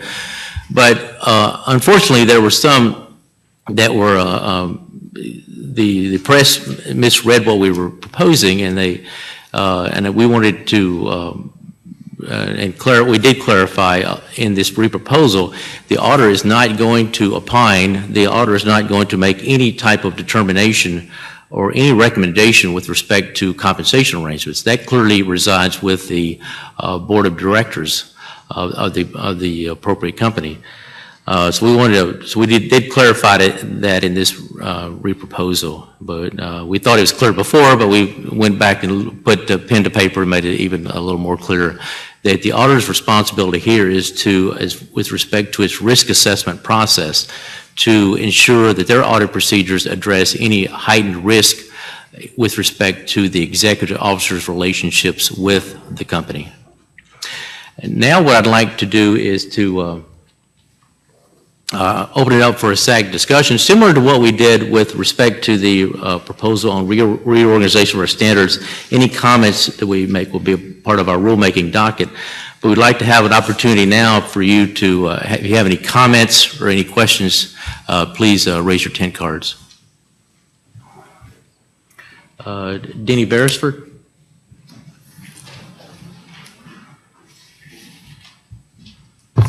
Thanks. I'd like to comment on the communications with the audit committee, and I guess going in both directions. First of all, the point that was made on one of the slides about the requirement to communicate to the audit committee the auditor's evaluation of the identification and so forth. Again, I think that's well intentioned, but it simply adds to the normal communications that would be under, I guess it is, Auditing Standard 16. One of my comments on what led up to that document was that this is becoming somewhat of a boilerplate communication that just has an awful lot of content that sometimes doesn't get a lot of attention because there's just so much of it. Depending on the particular company, assuming that this would be in writing, I believe that the document, I didn't see in the 200 pages that it said it had to be in writing. Maybe I missed that. It can be oral. Pardon me? It can be oral. Okay, but I assume that probably because of inspections or otherwise that most auditors would probably put this in writing. And depending on the company, it could be a lot of pages. It could be quite a bit of information that could be in here. And frankly, it's not a lot of information that I think that would be critically important to most audit committees. I think that some parts of it might be informative to the extent that it would otherwise be disclosed in the financial statements. Obviously, that would be important. Other information may or may not be too important. The other requirement that the auditor asks the audit committee or the chairman whether they are aware of related party transactions, I suspect the common response would be something like, gee, I thought that was your responsibility to go out and find those during your audit, or ask management for that. I'm being a little facetious, but the audit committee chair would probably have some very general knowledge, and clearly if they were aware of something at kind of a high level, they could respond, much the same as they would respond to the requirement on fraud. I mean, the typical response is, gee, again, if there's something huge that had hit the company, they respond, but they're not aware of the kind of the day-to-day small type things. And so again, I think both of these things are things that are requirements that aren't going to necessarily create a lot of activity, I guess you might say. And I do get concerned that perhaps in the interest of improving or getting the audit committee involved with the auditor, that we not have, you might say, every new standard involves still one more communication being added to the list that creates even more of a boilerplate communication that doesn't get paid attention to. Thanks. Greg, you may have further comments, and Denny, I appreciate your comments and concerns. we think this is an area that is an important dialogue between the auditor and the audit committee. Some of the most prominent frauds that over the last decade have involved transactions with related parties that in some cases were disclosed in footnotes, but clearly it seemed neither the auditor nor the audit committee, or certainly the investors at the end of the day who lost a lot of money, didn't really understand what would happen in certain circumstances with respect to these related party transactions and how significant the impact was. Enron being a poster child for that, but Tyco and many others are well known. So we think that discussion of evaluation of the related party transactions, the risks there, certainly the auditor can evaluate that some of them are normal transactions and they didn't present any difficulty, but when there are unusual relationships that cause potential transfer of cash or shares between the company and a related party under adverse circumstances, the complexity of those transactions, I think the audit committee would benefit from that dialogue. So we've put it out in the reproposal for comment. I think we had it in the proposal actually for comment. I don't think we got many negative comments on that aspect of it, but again, we appreciate those comments. Someone else? Loretta Cangelosi. Thank you. Just two comments. One on what Denny just said. I would say, I appreciate what you're trying to do, and it makes a lot of sense because, as you just stated, for significant and complex transactions, you definitely would want the audit committee to know. But for standard stuff that really does not have a significant impact, or a company that does not have significant related party transactions, just to have this in there, it seems like you're just kind of tossing in something that doesn't necessarily add a lot of value. So that was just one comment. My second comment really has to do with the significant unusual transactions. And again here, I support, kind of the whole evaluation, obviously, of what we're trying to do. What I would say is just be careful of the knock-on effects in the inspection process when we look at significant unusual transactions, because there are complex and significant transactions that you really want to pay attention to. Actually, you want to pay attention to all of them, but some of them are very obvious, okay? Company decides to sell